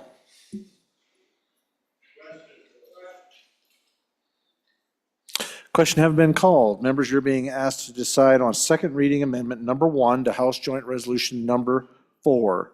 All those in favor, please signify by saying aye. Aye. All those opposed, no. The amendment has been adopted.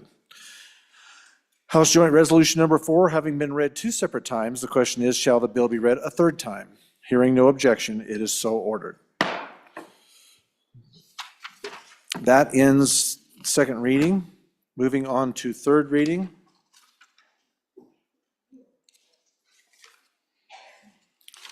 We have one bill for our consideration.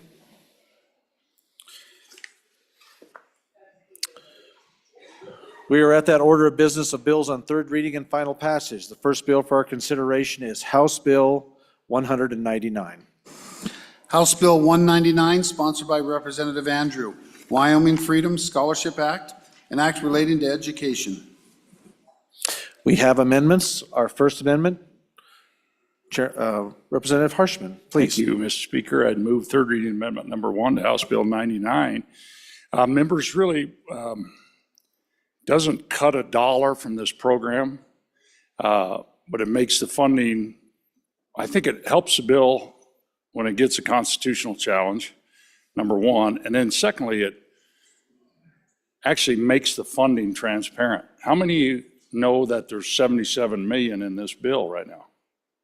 Because the appropriation's 30, but you don't really see on second page what's happening. And so the bill proposes to go in and intercept education funds that are below the cap FMRs, federal mineral royalties. So there's a $200 million cap that was set quarter century ago by folks on this floor and the other end. Hasn't really been tinkered with.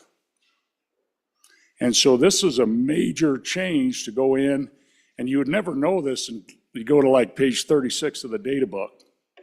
And so the people would never know this. Our constituents, nobody would know this amount.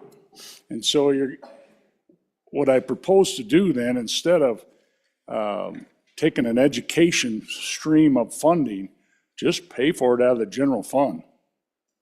It's like we did last year. And I just think there's several articles of the Constitution, and I know I just read my oath again this morning. It's been on, and I know some of the stuff we're thinking we're passing will pass constitutional muster, but if this gets challenged, we have about 40 years of school finance litigation.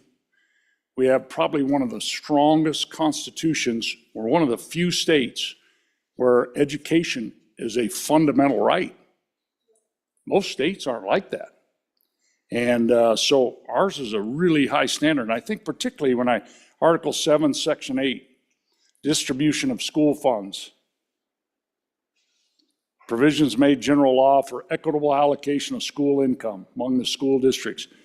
And then, nor shall any portion of any public school fund ever be used to support or assist any private school, school academy, seminary, college, or other institution of learning controlled by church, sectarian organization, or religious denomination whatsoever.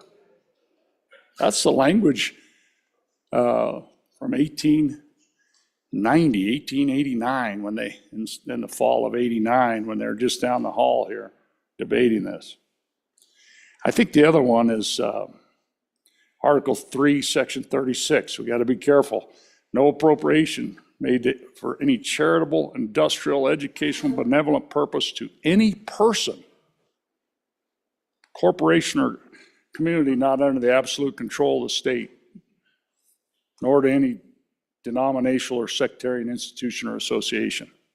So by taking this, what is for the last quarter of a century, which could be argued has been a school fund, has been law for nearly a quarter of a century,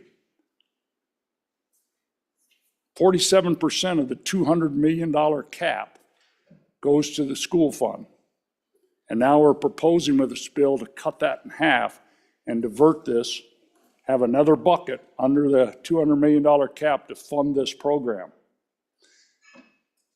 This program should ride like every other program, and it should compete for general fund dollars just like every other program we pass into law, whether it's child development centers, whether it's state agencies, the Department of Health programs. So I know we all ran on transparency.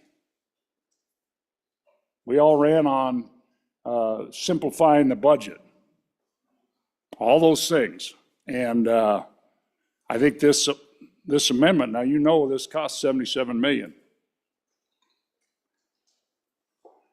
And I think the arguments from the good chair of that committee that talked about dollars and more dollars, and this ought to be transparent, because this will affect the bottom line. See, it reduces revenues, but you won't quite see it. We got less money in the school account. Oil prices must be down.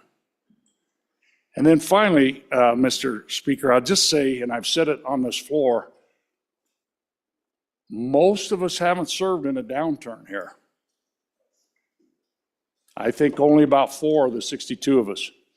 And I'll just say this, our economy, as I've said, we've got the top 3 most volatile revenue sources, Mr. Speaker, and when the national economy is rolling, it's usually because of cheap energy.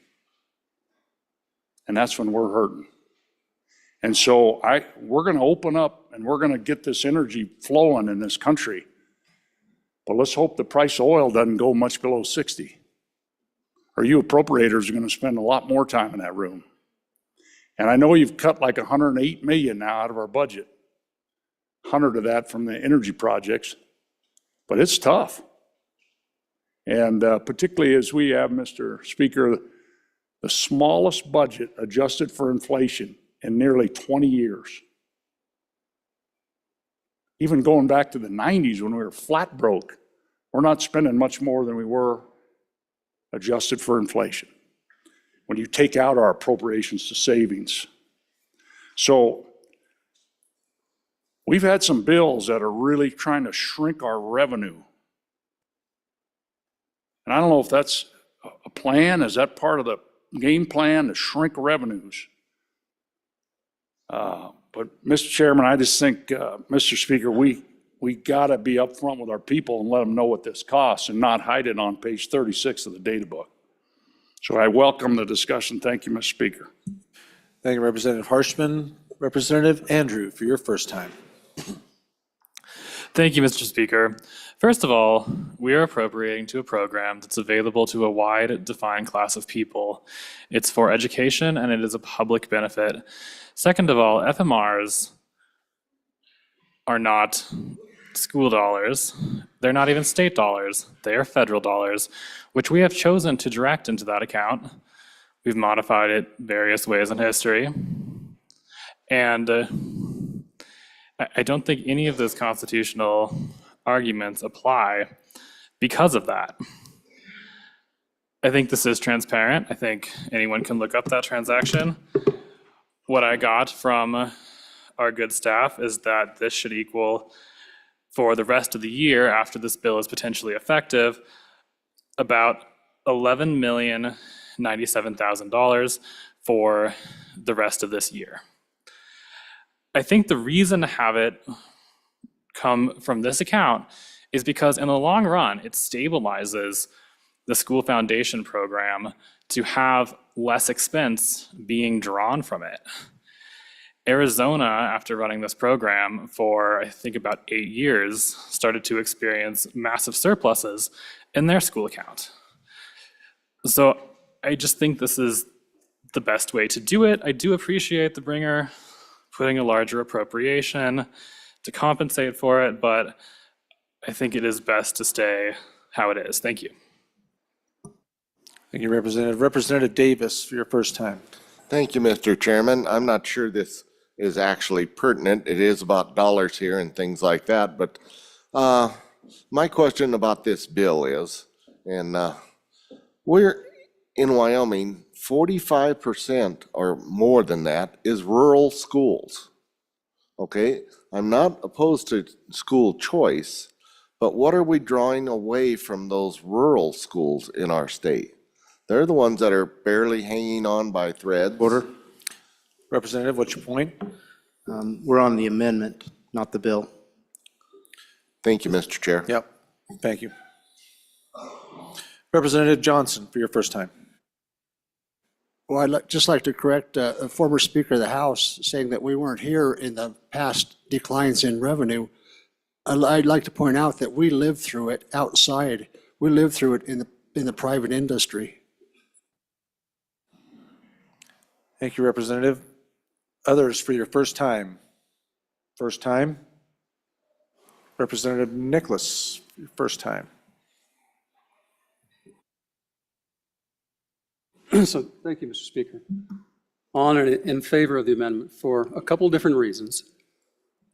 But probably the most important that was touched on briefly by the bringer of this amendment is by taking money from under the cap.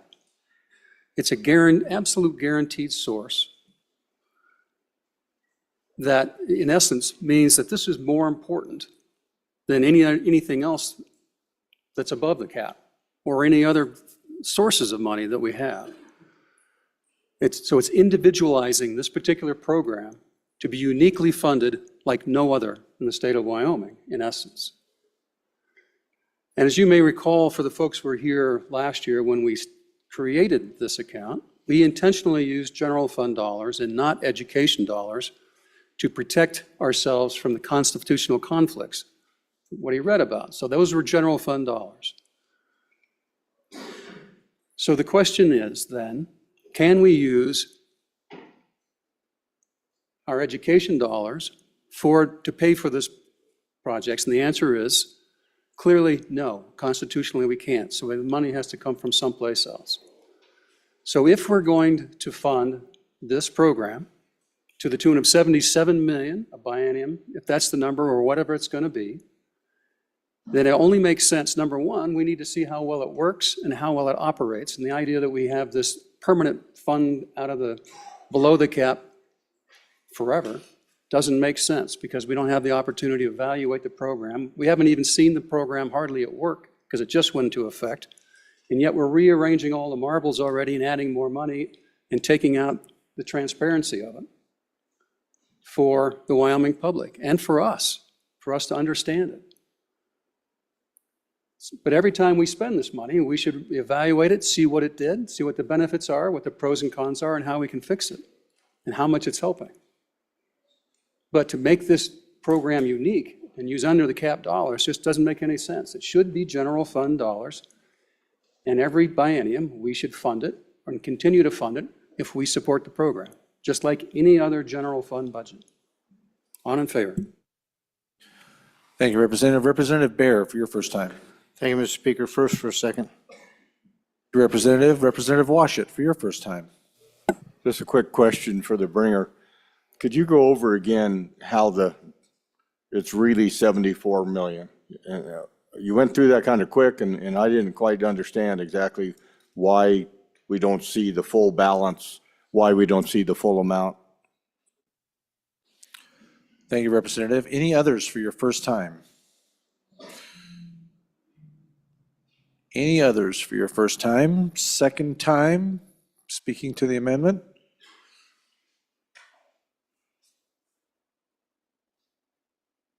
Seeing none? Representative Harshman. Thank you, Mr. Speaker. I'll answer that last question first. The representative, why we don't see that money. If you'll turn to page 3 of the bill, it just says, it's talking about, it brings in this section on page 2, 94601, distribution use of funds. So it brings in federal mineral royalties into this, and then it amends what has been statute for a quarter of a century. I think will be a pretty strong case for people to argue these are school funds. And it says 52 8/10% of the amount under this paragraph to the Public School Foundation and 47.2% amount to the Freedom Scholarship Program. So it takes that, takes the 47% and basically divides it in half. 52-48. 52 keeps going to public schools, 48 to the, and so it does not even say a dollar amount on page 3. You have to go to page 36 of the data book to actually see how much that amount is. So it's not in the bill, right? So it's on page 3 is where that is. So I just want to give me kind of feedback like a head nod if I explained that right. If I didn't, I can try again, but so it does not say 44 million, the cost of this. It just is going to go in and capture these school funds. And the $200 million cap on federal mineral royalties for the last quarter century, even in the 90s when we had nothing, it's always been hit. It's guaranteed money. Okay? So that part is really, really important. And I think we all ran on fiscal transparency, fiscal conservatism. And to hide this deal on page 36 of the data book, I just think you have to pass this to give this bill a chance in the court. My humble opinion on this. Mr. Chairman, I would like to say there was a reference to a state south of us, a little warmer weather, begins with A. It was the 48th state, the last of in the continental United States admitted, I think in 1915, if I recall my public education right. Talked about how their school account is growing. Actually, they've been raising sales tax to pay for their schools. They're raising special sales taxes. And 2 million people have moved there in the last 10 years. Property tax revenues are up. So I think to say that this will stabilize our school revenues, this amount, Mr. Speaker, and I gave you this handout a couple days ago, this amount, 44 million a year, is enough to fund our bottom 8 school districts entirely, our smallest 8, or another 32 districts on the way, all the way Point of up order. to Uintah County. Representative, what's your point? We can't have props. Mr. Speaker, actually, if you read the rule, the prop is not considered a prop if it's been a handout to the members. Go ahead, it's in the rules, yeah. So thank you, though, for bringing that. We can educate each other. So if you do a handout, you can hold it up, and I can refer to this. So thank you, though, for that clarification. So this handout I gave you will fund the 8 smallest districts entirely, or pick any one of the 32 other districts. It'll fund up to 40 of our districts. That's how much 44 million is. It'll fund all of Uinta 1. That's a 4A school. It'll fund Fremont 25, another 4A school district. Sweetwater 2, another 4A school district. And it'll fully fund Park 6, Converse, you name it, go down the list. It's a lot of money, folks. And if the game plan is to squeeze funds to public education, if that's the idea, to start chipping away, and create a crisis, be careful what you work for. Vote for fiscal transparency. Let our people know exactly where their dollars are going. And I think give this bill a chance to survive the inevitable court challenge. Because if we give them public school dollars, wish us all the best. Be a huge waste of time and money. Mr. Speaker, thank you. And members, I'm not filibustering, but I'm just trying to convey how important this is. Thank you, Mr. Speaker. Thank you, Representative. And because of the fact that we recognize our new rules, Chief Clerk will call the roll. This is a change in dollars, so this is an automatic roll call. Allemand? Andrew? Angelos? Banks? Bear? Brady? Bratton? Brown, Gary? Brown, Landon? Byron? Byron? Gets excused. Campbell, Elisa? Campbell Kevin? Chestick? Clouston? Connolly? Davis? Eklund? Erickson? Filer? Geringer? Guggenmoss? Haroldson? Harshman? Heiner? Heft? Jarvis? Johnson? Kelly? Knapp? Larson Lloyd? Larson JT? Lawley? Lean? Locke? Lucas? McCann? Nicholas? Ottman? Pendergraft? Posey?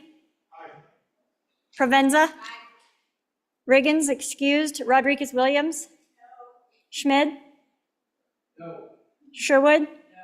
Singh? Smith? Storer? Strock? Stivar? Tarver? Thayer? Washut? Wasserberger? Webb? Weber? Worf? Williams? Winter? Wiley? Yin? Speaker Nyman? Are there any changes? Are there any changes? Closing vote? Vote closed. 17 aye, 42 no, 3 excused. By your vote, you have chosen not to adopt third reading amendment number 1 to House Bill 199. Next amendment for our consideration, third reading amendment number 2 to House Bill 199. Representative Clouston, please proceed. Thank you, Mr. Speaker. I move third reading amendment number 2 to House Bill 199. As we discuss this bill today, this is our 15th amendment to this bill, which shows that we have some flaws in this bill as written. Over the past several days, I've received an overwhelming number of emails, and I'm sure you have too, opposing this bill in this current form. The concerns are real. This bill as written universally provides $7,000 per student, regardless of the family's income. To put this in perspective, I have a private religious school in my hometown. They charge $4,725 in tuition per year. This means this bill is overfunding private schools. We've seen this in other states where they overfund based on an ESA.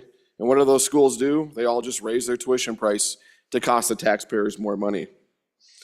How can we clamor about reducing taxes, but support overfunding private schools. The amendment I bring forward reinstates the income-based eligibility and financial aid model that we passed in this body last year. We debated it thoroughly and agreed that aid should be prioritized based on financial need. However, as you recall, our chief executive line item vetoed it down to the lowest level. He did this in accordance with Article 16, Section 6 of the Wyoming Constitution, which strictly prohibits public funds from being used beyond what is necessary to support the poor. Let me summarize what he did. He referenced this clause, which serves as a safeguard to ensure that public funds are used appropriately and primarily to assist individuals who are in genuine need. It prevents government entities from providing financial assistance to private individuals or organizations unless it's specific to help the poor or to address compelling public necessity. This universal ESA does not fit this description. The precedent is clear. Wyoming's Constitution does not allow for universal, unrestricted distribution of public funds, especially when it's overpaying for private education that we already see. We have an opportunity right here to correct this oversight, ensure that this bill follows the same principles that we established last year. Prioritize financial assistance for those who really need it, not handing out our taxpayer dollars where not needed.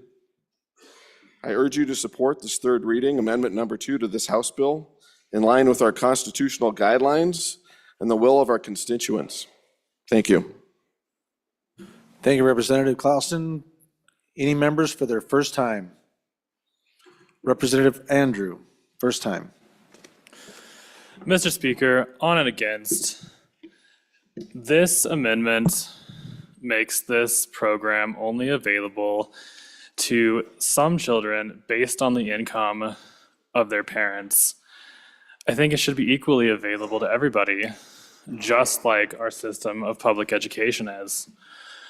Article 1, Section 23 of the Wyoming State Constitution. The right of citizens for opportunities to education should have practical recognition.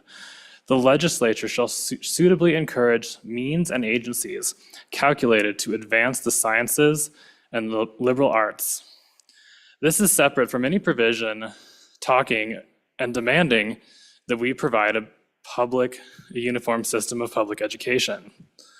This is separate. We're supposed to encourage means and agencies. This bill is means and agencies. Each of these other examples don't apply to something that is a public good, like a program providing for education. It benefits the public. We appropriate to a program. We don't appropriate to schools. We don't appropriate to individuals. And when those parents or students direct those funds, it's private action. Thank you. Thank you, Representative. Representative McKay, first time. Thank you, Mr. Speaker. I respect the efforts and the well-intended bringer and those that have worked on it. I liked last year's. I wasn't here, but in looking at that, that's originally why I signed on. And then, folks, we run into some major concerns, thus the amendments, the lack of accountability inside boards and everything. And so I simply cannot look past the amount of public input that is calling to go back and restructure. It's coming from everywhere. And especially, well, I have to speak for my own, but the western side of the state is, I just can't believe that we're getting that much in favor. This definitely needs to be something that we all take a look at and look at each of our constituents and say, are they in favor of this growing to what the new bill is? And so that's why I would urge to step back from the speed and breadth of what's happening here and make sure that you vote for your people in Wyoming, not an out-of-state driven narrative that has made this, I think, explode. Thank you, Mr. Speaker. Thank you, Representative. Representative Washut, for your first time. Thank you, Mr. Speaker. I want to support this. I've always supported ESAs. I think it's on the right path. As I said the other day, we need to baby step this thing. And I think going back to the model we had last year at the $6,000 top makes more sense than to just throw wide open. And I know there's a desire about, you know, taking bold steps and making bold changes, but I'm a more pragmatic guy than that. I don't like just jumping off the edge of the cliff and seeing what it lands. I much more prefer that we take some graduated steps. I think if we go this route, let's see how we do with the inevitable court challenges. You know, we're already being sued, right? And so we're going to be likely litigating this one as well. But I think this one is a lot more defensible. Like the bringer of the amendment, the private school that I looked at in my community, their tuition doesn't approach $7,000 either. So I'm on and for this amendment. Thank you, Representative. Representative Bear, for your first time. Thank you, Mr. Speaker. Just a gentle pushback on the previous speaker, the good chair of committee number 1. I would just say that the last bill really wasn't just a gradual move. We took this state into a whole new area, which is not in our Constitution for us to do, and that is paying for that education that we give to children young enough that they don't go into our public schools yet. That's something that we didn't ever do before. And we took a big, bold step there. This is a big, bold step. It's done elsewhere. We're about to do it here. I think we should be proud of that. I think the good speaker from the center of the state made a good case when he talked about that other state to the south that starts with an A, the 50th state. That state, this program's a huge success. And I hope it's a huge success here too. So let's prepare for that. And this bill will do it. This amendment will not. On and against the amendment. Thank you, Representative. Representative Harshman, for your first time. Thank you, Mr. Speaker. I'm just trying to figure out, you know, what those numbers are. So I got on our largest department, government just did 250%. This amendment goes to 350. Just what kind of money are we talking on family income? So family of 4, you got 2 kids at home, 250% is like 78,000. That'd be 6,500 monthly income, $37 an hour. So would qualify for the 250% of poverty level in Wyoming. So if you have 4 kids, you'll qualify at 250% for 104,000. So $50 an hour, 8,700 a month family income.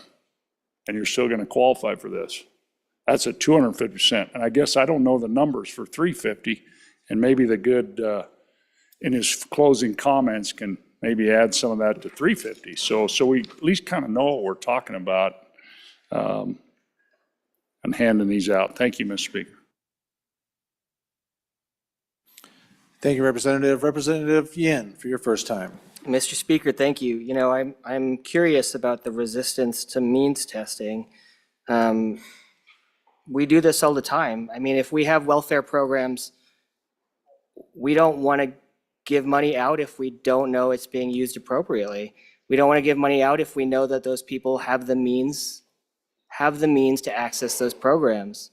So why the resistance here? I'm very confused on why the resistance here, especially given our constitutional requirement of support for the poor. If we want to make sure that we balance our budget appropriately and then appropriately fund schools, I think making sure that folks that have the means don't get an unlimited amount of money so they can just spend it on other things. And so I am curious to hear from other members on why no means testing on this. We shouldn't means test on this, but means testing on other things, it's fine. Thank you, Representative. Representative Wiley for your first time. Thank you, Mr. Speaker. I just want to touch on some points that I heard a couple of speakers ago to the good chairman of committee number 2. You know, last session, I was in support of this with our fellow legislator, thank you, from the land of the camels over here, and it was bold. We championed it. I helped push it. I wanted to open up, educational choice throughout Wyoming, and we did. But if we're gonna be so steadfast and adamant and not try to make sure that we make intelligent decisions moving forward and not short-sighted things to get a big splash in the pan, we could kill this whole effort before it even gets off the ground, because we just barely got ESAs off the ground. So I support this amendment. I urge caution in going too quickly. I think we had some huge strides, but you got to learn to walk before you run. We just barely got this opened up for folks. Let's let it work. Let's give it some time. That's what this is all about. This system that we're in, this floor, this debate, is meant to go slowly, not to go too quickly. On and for. Thank you, Representative. Representative Provenza for her first time. Thank you, Mr. Speaker. During the interim, when we brought the original voucher bill, the testimony, when we heard about what the courts deemed as like support of the poor, was about 400%. So this amendment would make this bill more constitutional. So as someone who is against the bill, I kind of think you should vote down the amendment, because again, it would help with litigation and go into court, would make this bill very difficult to defend against our glorious Constitution. So again, vote your conscience. If you want to end your voucher program, voting this down is one way to do it. Thank you, Representative. Any others for their first time? Third reading amendment number 2 to House Bill 199, first time. Any further second time? Seeing no one rushing to the microphones, Representative Clauston. Thank you, everyone, for the debate. I'd really like to thank my friend who fishes quite a bit next to me. Him and I have spent a lot of time in the last few years working on this. I've went to special education systems, seminars on this, and learned about as much as I could. Looked at fraud, looked at the way to set these up. I'm firmly in favor of the ESA program that is constitutional and that's pragmatic, right? That's responsible. And I really think that's what this amendment does. It brings back what we did last year. Our ESA program only kicked off January 1st of this year. And already we're taking all the work that we did last year and just trying to throw it out. I'm asking you to pass this amendment. I will speak to our former speaker's question. This goes all the way to 350% of poverty level, which is a family of 4 is an income of $105,000. So this covers a lot of people in Wyoming. I think this is a great approach. Continue to grow this program, but do it in a responsible way. Let's learn the hiccups. Let's see what's wrong. Let's make the program better, and let's find out what the financial costs are. We're worried about money. We talk about money, money, money, and we're not going to give money to help communities. But here, we're just going to throw money at a program that we really have no idea how it's going to run and what's going to cost. I ask for your favorable consideration and an aye vote on this amendment. Thank you. Thank you, Representative Clausen. Body, you are voting on third reading amendment number 2 to House Bill 199. All those in favor signify by saying aye. Aye. All those opposed, no. No. Oh, chair's in doubt. All those in favor, please stand.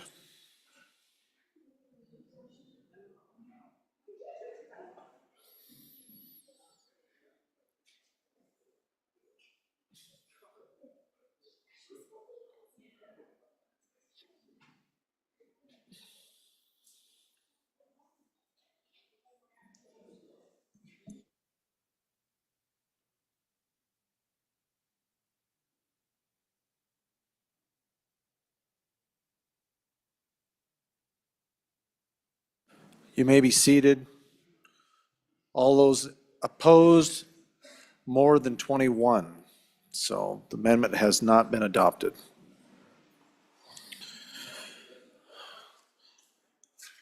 Next amendment for our consideration is House Bill 199, third reading amendment number 3. Representative Clauston, please proceed.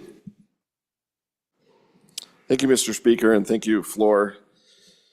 This is, I move third reading amendment number 3 to House Bill 199. I ask for your positive consideration. And according to Rule 12.4, I will ask for the ayes and noes on this amendment. I was hoping the last one went through, so We need a second. Representative Provenza. I was hoping the last amendment would pass, so we didn't have to go down another road, but here we are. I have 2 reasons for bringing this amendment.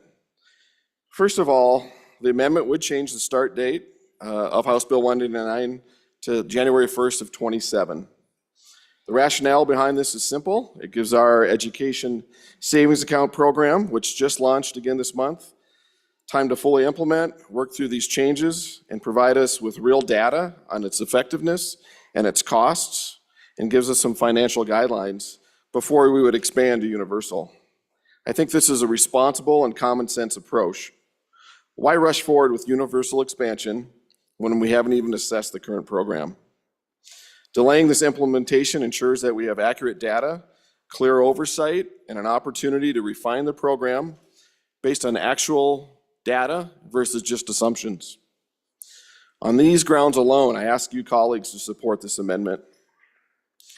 Secondly, this amendment brings to us an ethical concern related to Article 3, Section 46 of the Wyoming Constitution. A member who has a personal or private interest in any measure or bill proposed or pending before the legislation shall disclose that fact to the House of which he is a member and shall not vote thereon. This means that legislators are required to disclose any personal financial interest they may have under a legislative bill in consideration, and prohibited from voting on any measure where they have a direct financial conflict or personal benefit. This ensures transparency, and we cannot use our positions for personal gain. Beyond this, we also have our Ethics and Disclosure Act. Legislators must disclose potential conflicts of interest related to their duties. Legislators are prohibited from using their positions to secure financial benefits from themselves, their families, or their business. If a conflict exists, you must and are expected to abstain from participating in decisions or votes related to this matter. Ladies and gentlemen, I'm asking that we move this date out when we are no longer currently elected legislators. Move it out 2 years so you're not voting on something that you and your family can personally gain from. So if your kids or grandkids can immediately benefit from this going into effect, I think you have a conflict, and I've heard that from several people around the state. Let's move this date out when there is no conflict for any of us. And those are my 2 reasons for trying to take this amendment. So let's be practical on it, let's get some good data, and let's avoid any conflict or transparency issues that I'm hearing from people. Thank you. Thank you, Representative Clausen. Any members for their first time? Representative Bear for your first time. Thank you, Mr. Speaker. I just want to address that last comment about conflict. You know, Body, you should be aware that it's been ran through our attorneys. We have people in this room who benefit greatly from the public school system. They work for that system, and then they come here and they do the good work of the people here. And it's been determined that that is not conflict when they vote on these measures that, frankly, increase funding, or they try to defeat decreases in funding to public schools. I think the same applies to the rest of the body. So I would ask you to reject this amendment and reject that argument. Representative Andrew, first time. Thank you, Mr. Speaker. I think I was accused of having children, so sorry about that. But I am on and against the amendment. There's just no reason. To say that we are moving too fast in a state where we have less than 100,000 people who might be eligible, and the take-up rate is known to be a small percentage of that, I just don't think we can move too fast. I think that's kind of just built into the nature of Wyoming. Thank you, Representative. Representative Thayer, for your first time. Thank you, Mr. Speaker. I am on and for this amendment. We are 28 days into this new program, 28 days, and that's not even school days. We ask other departments of this great state to be fiscally responsible for their budgets. I think this is a good way to see if this program works, and I am on and for this amendment. Thank you, Representative. Any others for your first time? Second time? Second time, seeing none, to the bringer of the amendment, Representative Clausen. Thank you, everyone. I'd just like a little pushback on my good colleague from my same county. I think if it's means tested, or you have to qualify, there's really no conflict, right? If you qualify, and that's how it is. But universal, as we vote for this, you're voting that if you have a family member, if you have children or grandchildren that all of a sudden just qualify, and you're voting on that, if you have 4 kids that qualify for this, you just gave yourself a financial gain of $28,000 the way this is written. I have a problem with that, and so do a lot of people in the state.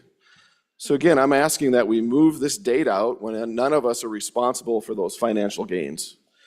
So look yourself in the mirror, be transparent. If this amendment fails and we have to vote on this bill, you can declare a conflict if you see that you have kids or grandkids, your family, that can directly benefit from this bill. Thank you. Body, you are being asked to vote on third reading amendment number 3 to House Bill 199. Chief Clerk, please take the roll. Allemande? Andrew? Angelos? Banks? Bear? Brady? Bratton? Brown, Gary? Brown, Landon? Excused. Byron? Campbell, Elisa? Campbell, Kevin? Chestick? Clouston? Connolly? Davis? Eklund? Erickson? Filer?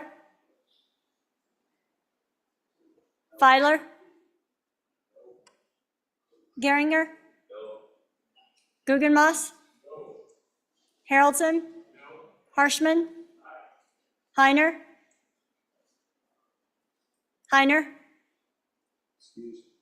Heft?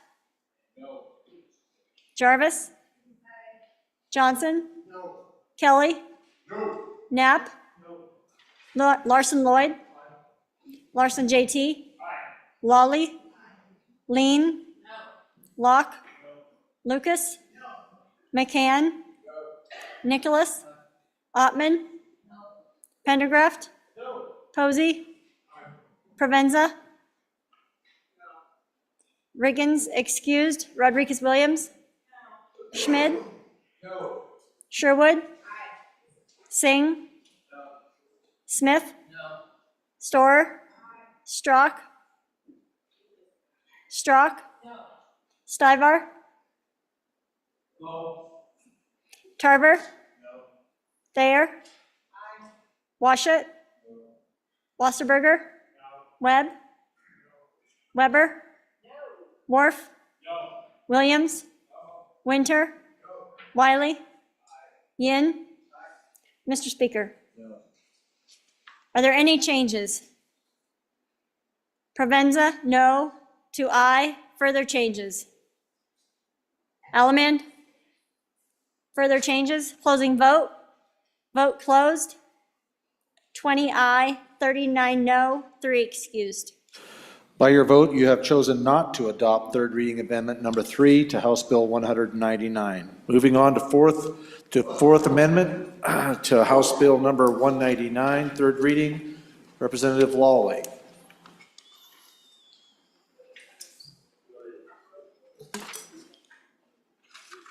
Oh, there he is. You are on there. She's with you. I'm sorry. I oversaw that. Representative Williams, please. Thank you, Mr. Speaker. I move third reading amendment number 4 to House Bill 199 and ask for your favorable consideration. Members, before you, once again, is an amendment to put assessments back in House Bill 199.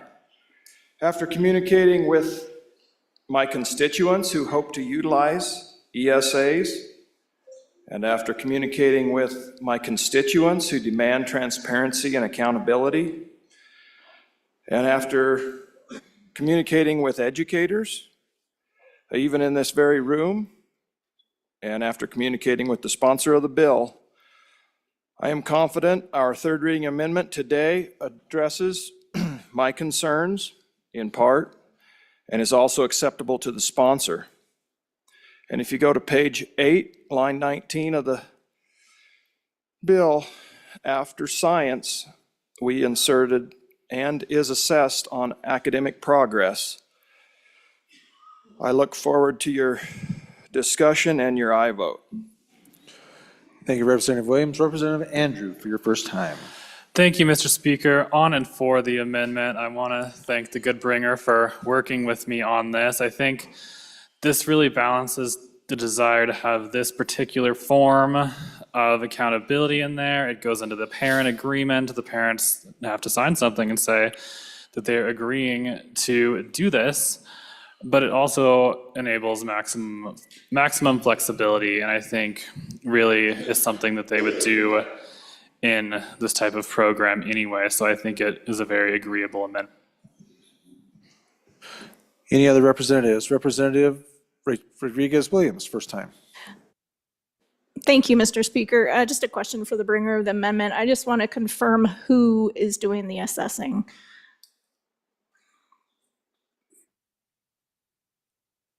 Thank you, Representative. Any others? Representative Campbell, first time. Thank you, Mr. Speaker. That was primarily my question, was who is doing the assessment? How is the assessment being done? What does the assessment include? I know I can speak just as a private business owner and employer. You know, when I let my employees assess their performance, turns out wildly different than if I do. So just curious as to who and how and what that might look like. Thank you. Thank you, Representative. Representative Harshman, for your first time. Thank you, Mr. Speaker. Some of those same questions, I guess, if you read this into the bill and you see the part that was struck out that actually required testing, so really doesn't mandate or require any specific test. Just says you're testing on academic progress. What does that mean? I mean, is that like a test at the end of the unit to see if you've learned it and passed it? Is that what it is? I mean, so I guess what does it mean? Thank you, Mr. Speaker. Thank you, Representative. Any others for your first time? First time? No others? Second time?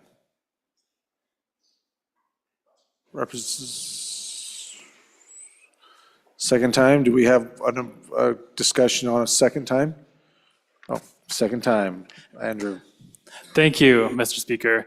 It provides flexibility to the parents to decide that. I mean, they're agreeing to do it, but they have the flexibility to decide. It could very well be the education service provider that they choose and rely on to fulfill that. Any others for their second time? Representative Harshman, second time. Well, I think, Mr. Speaker, just on and against the amendment, I heard there was maybe some movement on assessment in this bill. I was initially, good deal. But if you actually read this into the bill on page 8, talks about the things that need to be taught. And after the word science, you know, United States Constitution, Constitution of the State of Wyoming, history, literature, and science, and is assessed on academic progress. What does that mean? Doesn't mean anything. So on and against. Thank you, Mr. Speaker. Thank you, Representative. Any others for the second time? Seeing none, to the bringer of the amendment, Representative Williams. Thank you, Mr. Speaker, and those concerns have certainly been part of our conversations. And this was the amendment that many of us could agree on, and I encourage and I vote on this amendment, and hopefully there will be other amendments today that address that very issue that we just heard about. Encourage and I vote. Thank you. Thank you, Representative Williams. Members, you are voting on third reading amendment number 4 to House Bill 199. All those in favor signify by saying aye. All those opposed, no. The amendment has not been adopted. Division having been called, all those in favor, please stand.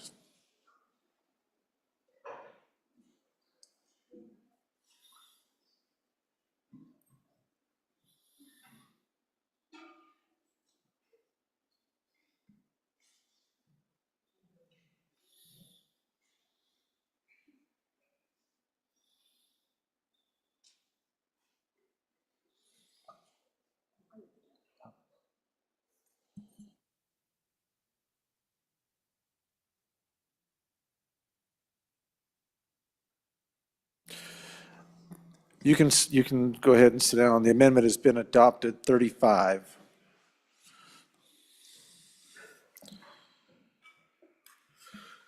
All right, members, House Bill number 199, amendment number 5, the next one for our consideration.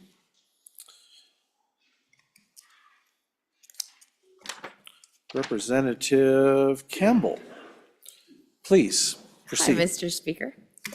I would move third reading Amendment 5 to House Bill 199. The objective and intent of this amendment is just to put back in the pre-K language, as this was a commitment made by this body before, and we have families already registered and taking advantage of. So to remove that from is to not follow through on a promise made. So that really is the intent of this, is just to restore the pre-K back to those families. And so I would strongly encourage approval of this amendment. Thank you, Representative. Representative Washut. Nope, not Washut. Any other members for the first time? First time, speaking to the amendment. Representative Jarvis, first time. Thank you, Speaker. I am on and for this amendment because my constituents spoke loud and clear that part of school choice was that they actually felt stronger about preschool than they did about the charter schools, private schools, and homeschools. And so specifically in this amendment, if I'm going to really support what my constituents are asking for, I'm on and for the preschool being included. That's something that's very important to the people of my community. Thank you, Representative. Any others for their first time? First time on the amendment. Representative Harshman, first time. Thank you, Mr. Speaker. On and for, I just think, again, it gives parents more freedom, more choice. They might want to send them to their church's preschool. They might have a little program for 4-year-olds, pre-K. And I think, when most of us were in kindergarten in this state, it was half-day kindergarten. Remember, you had a nap and little chocolate milk, and it's totally different now. I mean, kindergarten's full day. It's like first grade used to be. And so we're seeing some of this kind of, pre-K. So maybe if your church or your provider has that, or a homeschool parent wants to do that, why would you not allow them to do that, I guess, and take advantage of the program? So on and for, thank you. Thank you, Representative. Representative Sherwood for a first time. Thank you, Mr. Chairman. Just for context, I had reached out to the superintendent that oversees our educational programs and asked about how many people had applied to this program since it opened at the beginning of the year. And there's been about 300 applicants, and about 8% of those have been specific to pre-K. Now, while those numbers are still fairly low, and I anticipate that they will go up, that's about 25 families that will get essentially told, you are eligible for this program that now, without this amendment, no longer exists. And so just think about one of those families, maybe your constituents, and those are disappointing conversations to have with a promise that we made last year. Thank you. Thank you, Representative. Any others for their first time? Second time? To the bringer of the amendment. Mr. Representative Speaker. Campbell. Thank you. Strongly encourage an aye vote on this. It truly is just following through on a promise made and keeping our promise to those families, and would request roll call vote according to Rule 12.4 on this. Thank you. We need a second for the roll call of 12-4. Larson, JT, second.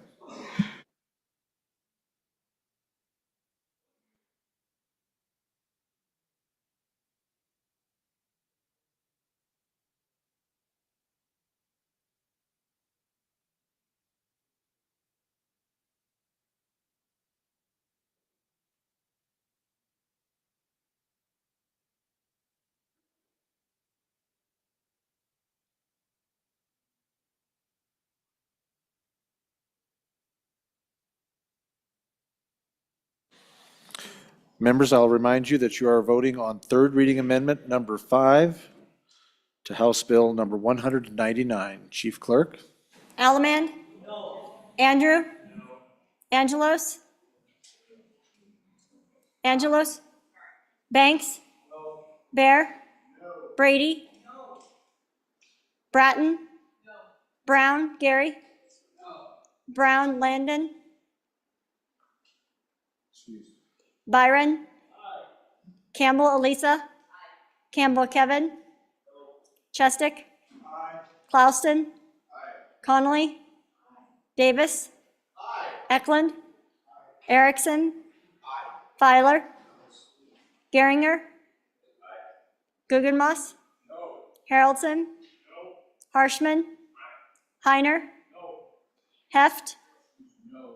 Jarvis? Aye. Johnson? No. Kelly? No.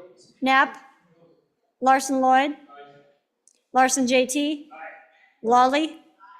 Lean? No. Locke? No. Lucas? No. McCann? No. Nicholas? No. Ottman? No. Pendergraft? No. Posey? Aye. Provenza? Aye. Riggins, excused. Rodriguez Williams? No. Schmid?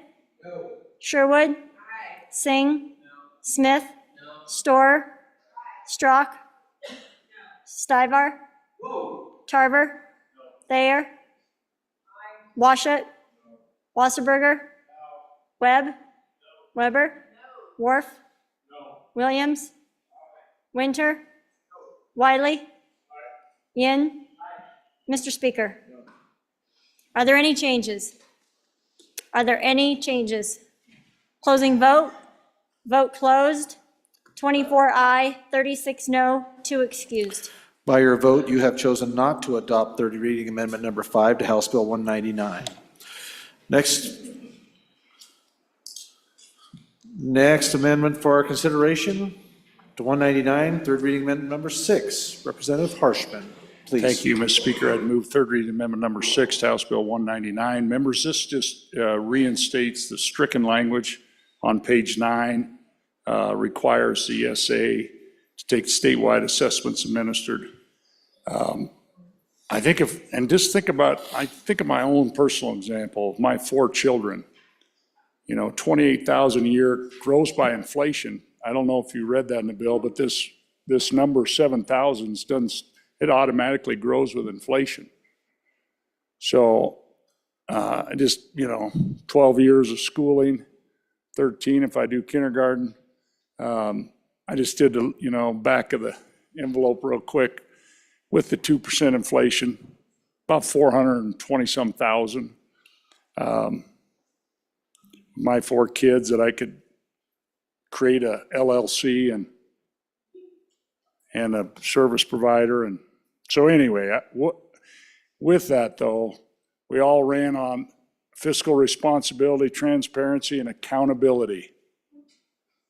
Anybody not say, hey, I want state government to be accountable. I want our education system to be accountable.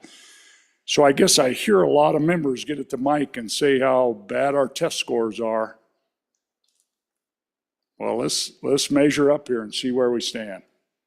And I think it's the right thing to do. So if we're going to take these precious state education dollars. Okay, thank you, Mr. Speaker. Thank you, Representative. Any others for their first time? Representative Williams, first time. Thank you, Mr. Speaker. I really like this amendment. And it looks a lot like the conversations we've been having the last couple days. And to the former speaker's point, I believe it would accomplish the exact thing that we've been discussing on and for.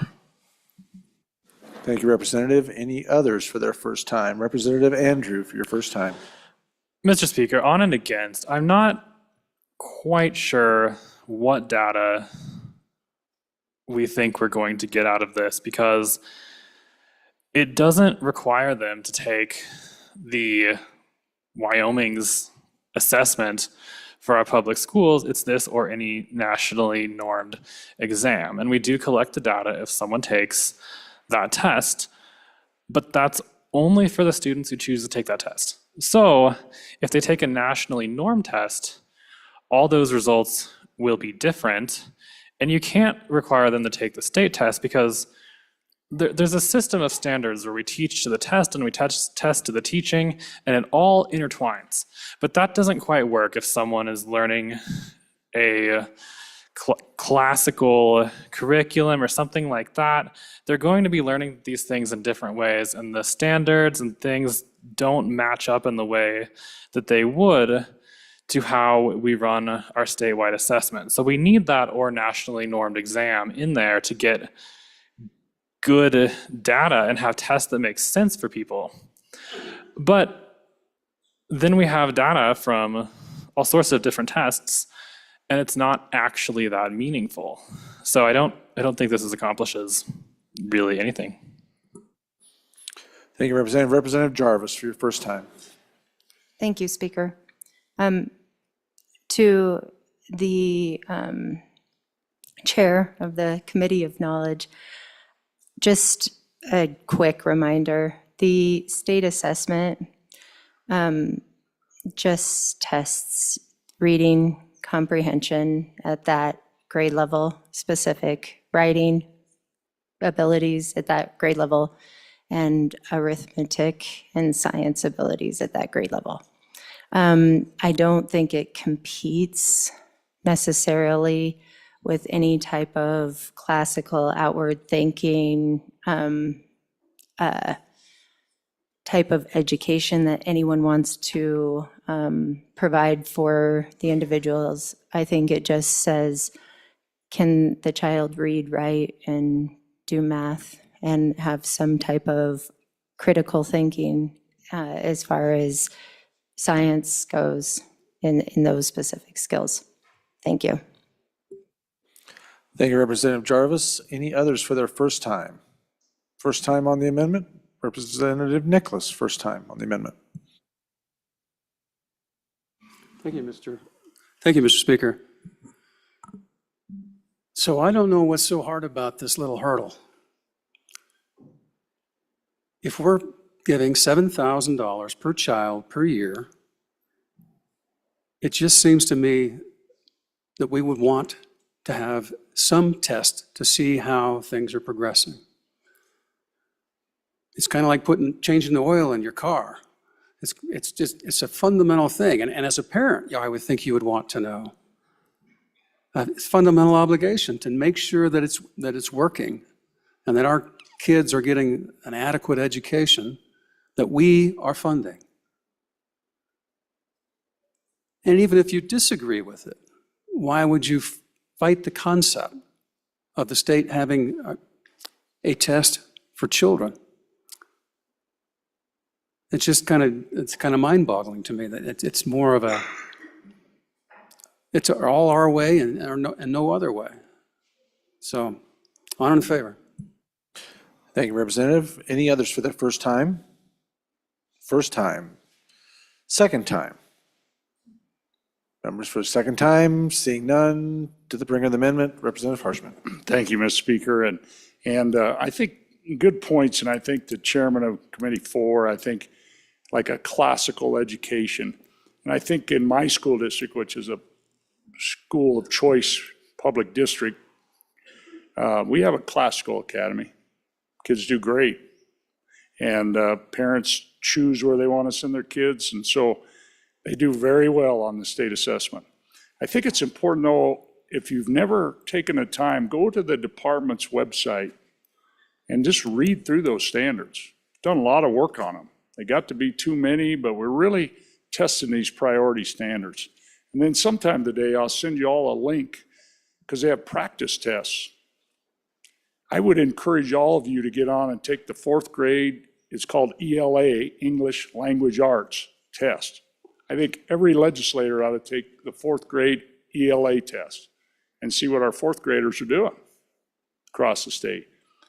And I think this whole thing about accountability with our children and our education system, and now if we're going to enshrine in this program and statute, as has been so eloquently argued, that it's now a service that we're providing so we can give these public dollars to educate our children, there has to be some transparency. What if it's not working? What if it's working great? Maybe that's the wave of the future and we don't have this big school Capcom issue anymore.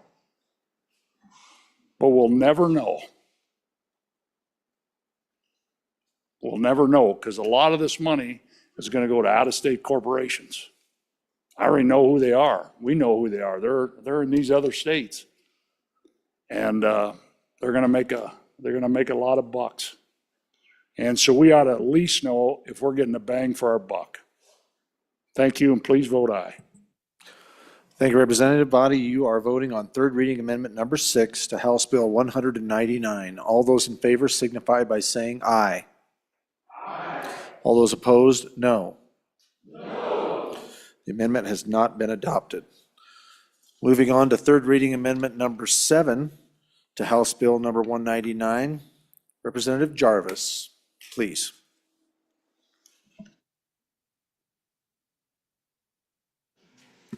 Thank you, Speaker. I move that amendment number 7 for the third reading to House Bill number 199 and ask for everyone's favorable consideration. And the reason that I am proposing this amendment is actually in support of the committee chair's conversations about having the right to provide a educational experience that is very different than the typical experience.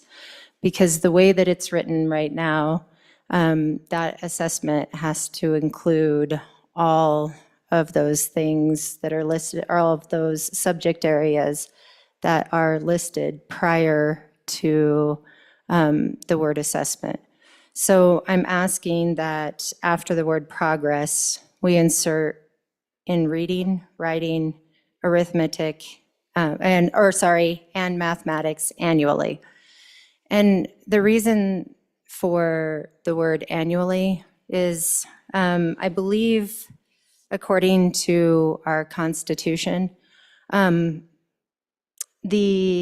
because specifically in this bill, we are using general public school funds, since it doesn't call out who's in charge of those assessments, and although it's been alluded that the parents are, according to our Wyoming Constitution, Article 7, Section 14, it's supervision of schools entrusted to the state superintendent of public instruction.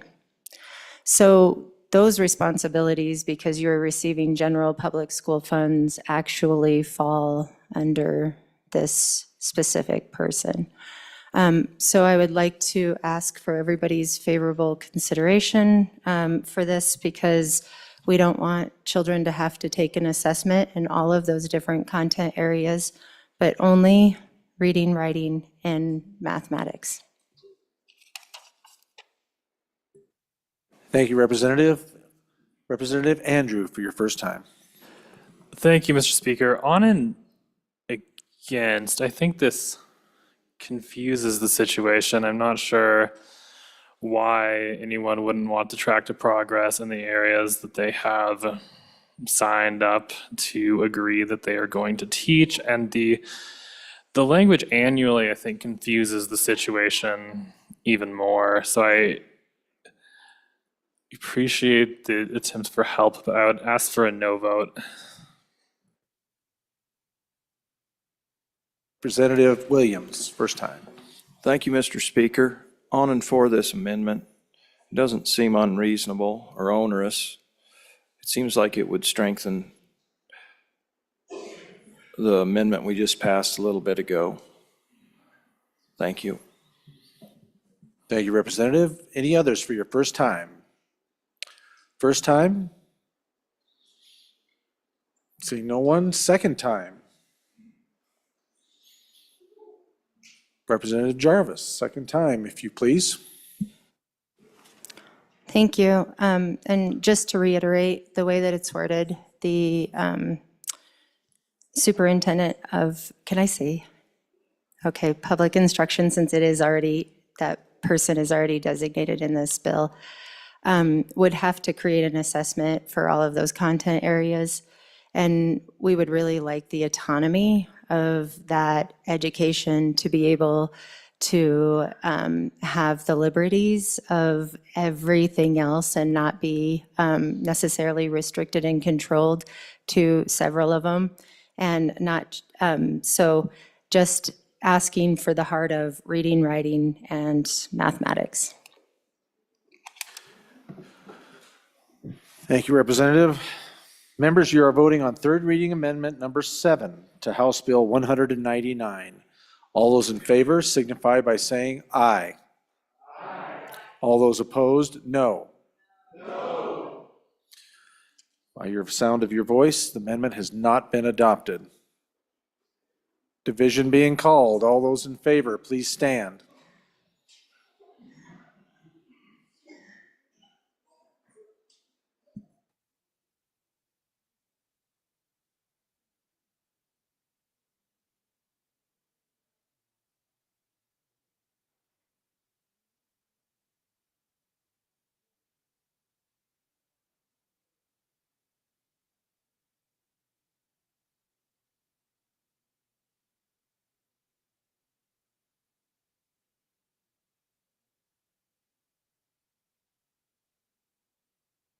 You may be seated. All those opposed would be more than 23. So the amendment has not been adopted.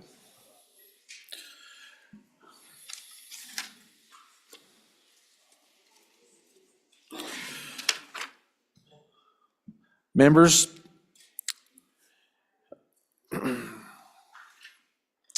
House Bill 199 having been read 3 separate times, the question is, shall the bill pass?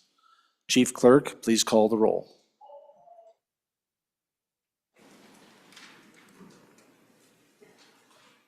Alaman? Andrew? Angelos? Banks? Bear? Brady? Bratton? Brown, Gary? Brown, Landon, excused.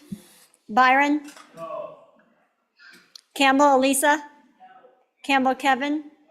Chestick? Clouston? Connolly? Davis? Eklund? Erickson? Filer? Geringer? Guggenmoss? Haroldson? Harshman? Heiner? Heft? Jarvis? Johnson? Kelly? Knapp? Larson Lloyd? Larson JT? Lawley? Lean? Locke? Lucas? McCann? Nicholas? Ottman? Pendergraft? Posey? Provenza? Riggins excused. Rodriguez Williams? Schmid? Sherwood? Singh? Smith? Storer? Strock? Stivar? Tarver? Thayer? Thayer? Thayer, repeat. Washut? Wasserberger? Webb? Weber? Wharf? Williams? Winter? Wiley? Yin? Mr. Speaker, are there any changes? Are there any changes? Closing vote. Vote closed. 39 aye, 21 no, 2 excused. House Bill 199 having received the affirmative vote of the majority of the members elected to the House, House Bill 199 has passed the House. All right, ladies and gentlemen, because of the time of day that we are dealing with, we will not be going into committee of the whole. I will tell you that we'll try to do as much as we can tomorrow in an effort to give you a little bit of a break tonight, and it will be hopefully a productive day and maybe a long day tomorrow. So at that point, we will not be going there today. Representative Posey, I apologize, but I will make a way to get you put back in there, fellas, so don't give up hope. You will get to have this opportunity, sir. Messages from the Senate. Message 161. Mr. Speaker, the bill listed below passed the Senate on third reading in an amended form by the vote indicated. Senate File 17, carbon dioxide enhanced oil recovery stimulus. Ayes 22, noes 9. Message 162. Mr. Speaker, the bill listed below passed the Senate on third reading in an amended form by the vote indicated. Senate File 39, automatic transfer of automobile title upon death. Ayes 30, noes 1. Message 163. Mr. Speaker, the bill listed below passed the Senate on third reading in an amended form by the vote indicated. Senate File 78, prohibition on distribution of unsolicited ballot forms.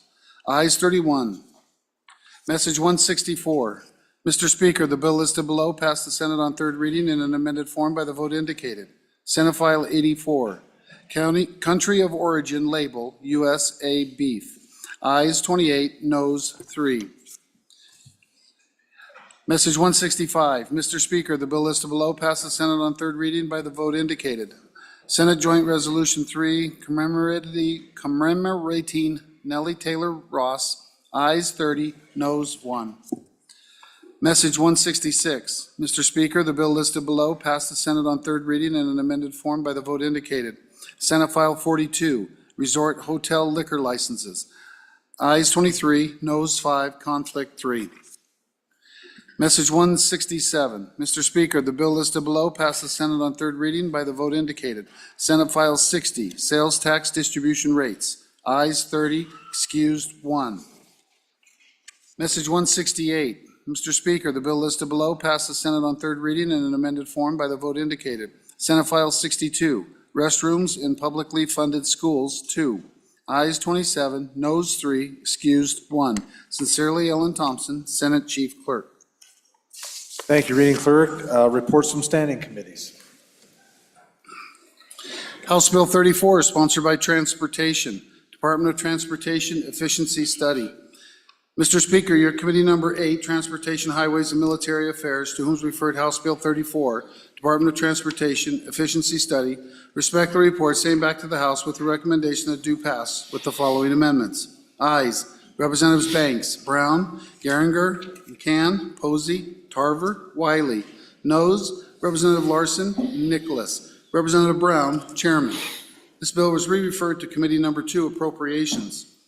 Mr. Speaker, your Committee Number 2, Appropriations, to whom is referred House Bill 34, Department of Transportation Efficiency Study. Respect the report, same back to the House with a recommendation that it do pass failed. Ayes, Representatives Alaman, Smith. Noes, Representatives Angelos, Bear, Haroldson, Pendergraft, Sherwood. Representative Bear, Chairman. House Bill 97, sponsored by Appropriations, Property Conveyances Near Critical Infrastructure.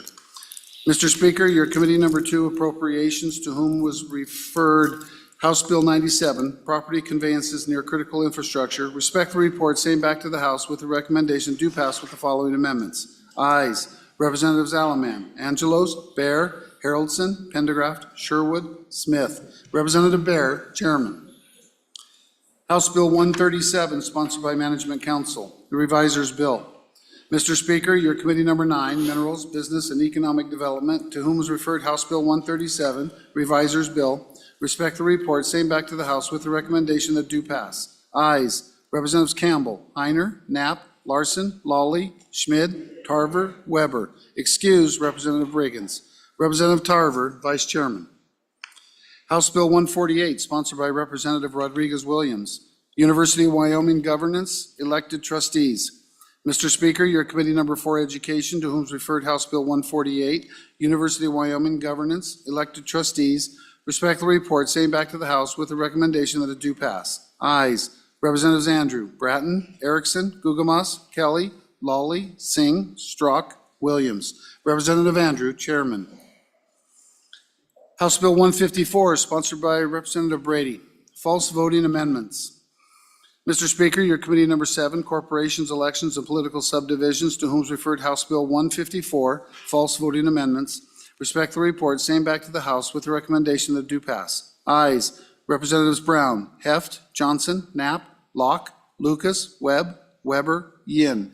Representative Locke, Vice Chair. House Bill 178, sponsored by Representative Sherwood. Work allowance for voting.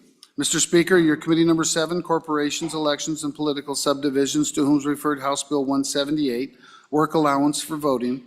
Respect the report, same back to the House with the recommendation that do pass. Ayes, Representatives Brown, Heft, Johnson, Locke, Lucas, Webb, Weber, Yin. Noes, Representative Knapp. Representative Locke, Vice Chairman. House Bill 188, sponsored by Representative Yin. 2 families, 1 nanny. Mr. Speaker, your Committee Number 10, Labor, Health, and Social Services, to whom is referred House Bill 188, 2 families, 1 nanny. Respect the report, same back to the House with the recommendation that do pass. Ayes, Representatives Clouston, Gugamas, Heft, McCann, Ottman, Rodriguez-Williams, Wasserberger, Yin. Excused, Representative Stivar. Representative Rodriguez-Williams, Chairman. House Bill 189, sponsored by Representative Lean. Harmful communication, minors. Mr. Speaker, your Committee Number 1 Judiciary, to whom is referred House Bill 189, Harmful Communication, minors. Respect the report, same back to the House with the recommendation that it do pass with the following amendments. Ayes, Representatives Brady, Bratton, Chestick, Filer, Kelly, Lean, Singh, Washit, Webb. Representative Washit, Chairman. House Bill 227, sponsored by Representative Angelos. Executive Order, Time Limitations. Mr. Speaker, your Committee Number 7, Corporations, Elections, and Political Subdivisions, to whom is referred House Bill 227, Executive Order, Time Limitations. Respect the report, same back to the House with the recommendation that do pass with the following amendments. Ayes, Representatives Brown, Heft, Johnson, Knapp, Locke, Lucas, Webb, Weber, Yin. Representative Locke, Vice Chair. House Bill 238, sponsored by Representative Johnson. Ballot harvesting prohibition. Mr. Speaker, your Committee Number 2 Appropriations, to whom is referred House Bill 238, Ballot harvesting prohibition. Respect the report, same back to the House with the recommendation that do pass with the following amendments. Ayes, Representatives Alaman, Angelos, Bear, Haroldson, Pendergraft, Smith. Noes, Representative Sherwood. Representative Bear, Chairman. House Bill 245, sponsored by Representative Knapp. Pen and paper ballots. Mr. Speaker, your Committee Number 2 Appropriations, to whom is referred House Bill 245, pen and paper ballots. Respect the report, same back to the House with the recommendation that it do pass. Ayes, Representatives Alaman, Angelos, Bear, Haroldson, Pendergraft, Smith. Noes, Representative Sherwood. Representative Bear, Chairman. House Bill 248, sponsored by Representative Bear. School Foundation Program Interim Budget Authority. Mr. Speaker, your committee number 2, Appropriations, to whom is referred House Bill 248, School Foundation Program Interim Budget Authority. Respectful report, same back to the House with the recommendation that do pass. Ayes, Representatives Alaman, Angelos, Bear, Haroldson, Pendergraft, Smith. Noes, Representative Sherwood. Representative Bear, Chairman. House Bill 265, sponsored by Representative Singh, Defend the Guard Act. Mr. Speaker, your committee number 4, Education, to whom is referred House Bill 265, Defend the Guard Act. Respect the report, same back to the House with the recommendation that it do pass with the following amendments. Ayes, Representatives Andrew, Bratton, Erickson, Gugamas, Kelly, Lawley, Singh, Strzok, Williams. Representative Andrew, Chairman. House Bill 273, sponsored by Representative Rodriguez Williams, Wyoming Pregnancy Centers, Autonomy and Rights. Mr. Speaker, your committee number 10, Labor, Health, and Social Services, to whom is referred House Bill 273, Wyoming Pregnancy Centers, Autonomy and Rights. Respect the report, same back to the House with the recommendation that do pass. Ayes, Representatives Klauston, Gugamas, Heft, McCann, Ottman, Rodriguez Williams, Wasserberger. Noes, Representative Yin. Excused, Representative Stivar. Representative Rodriguez Williams, Chairman. Thank you, Reading Clerk. Next, we will have, take a deep breath there. Next, we'll have our committee announcements. Representative Chairman Byron, TRW. Thank you, Mr. Speaker. Travel, Recreation, Wildlife, Cultural Resources, Committee number 6 will meet tomorrow upon noon recess to continue, begin House Bill 4, and then hear House Bill 85, local approval for simulcasting, and House Bill 162, interactive gaming. Thank you, Representative. Vice Chairman Pendergraft, number 2, Appropriations. Mr. Speaker, your committee number 2 Appropriations will meet at 8 a.m. tomorrow morning upstairs, room E301. We'll be looking at House Bill 217, random hand count audits of election results. House Bill 288, Board of Trustees Systems of Public Recreation Amendments 2. And House Joint Resolution 1, amending Wyoming's Act of Admission for Earnings. Thank you, Vice Chair Pendergraft. Chairman Locke, Revenue. Thank you, Mr. Speaker. And I'm just real quickly again, your committee number 3, Revenue, will be meeting tomorrow morning at 7:30 in Extension Room 5. 3 bills, House Bill 279, Property Tax Exemption Order of Application, House Bill 282, Property Tax Acquisition Value, and House Bill 113, Insurance Payments Not Taxable. Thank you. Thank you, Chairman Locke. Vice Chairman Tarver, Transportation. Thank you, Mr. Speaker. Tomorrow upon noon recess, Transportation, Highways, and Military Affairs will continue on House Bill 237, license plate issuance, then moving to House Bill 225, parking during legislative meetings, and if time allows, House Bill 226, license plate search and rescue council. Thank you, Vice Chairman Tarver. Chairman Rodriguez Williams, number 10, Labor Health. Not a committee. I just have a privilege of the floor if we're done with committee. Any other committee Meetings. announcements? Seeing none. Representative Thank Rodriguez you. Williams. Thank you, Mr. Speaker. Privilege of the floor. Please. Ladies and gentlemen, I'd like to introduce to you some folks that came all the way from Park County to answer any of the questions that you might have about the state shooting complex. I'd like to welcome the new Director of Forward Cody, Jake Hogan, his predecessor, James Klessens, and Board Member Glenn Ross. Welcome to the House.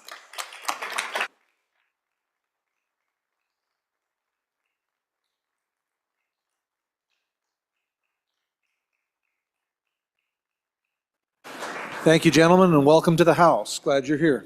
Appreciate you making the long drive. That's not a short effort. So thanks for being here. Any other announcements? Representative Webb. Thank you. Just a reminder that the Republican caucus is immediately upon adjournment down in the same room in Committee Room 5 downstairs. Thank you. Thank you, Representative Webb. Any other announcements? Seeing none, Chief Clerk, that clears the deck, I guess. And so our majority floor leader. Mr. Speaker, thank you very much. I move that the House adjourn until 10 o'clock tomorrow, the 30th of January, and that we all eat our Wheaties in the morning. You have heard the motion of the majority floor leader. All those in favor signify by saying aye. All those opposed, no. You can stay if you like. The House will stand and adjourn until 10 a.m. tomorrow, the 13th day of session 2025. Yeah, you got to do something. It doesn't sound exactly like him.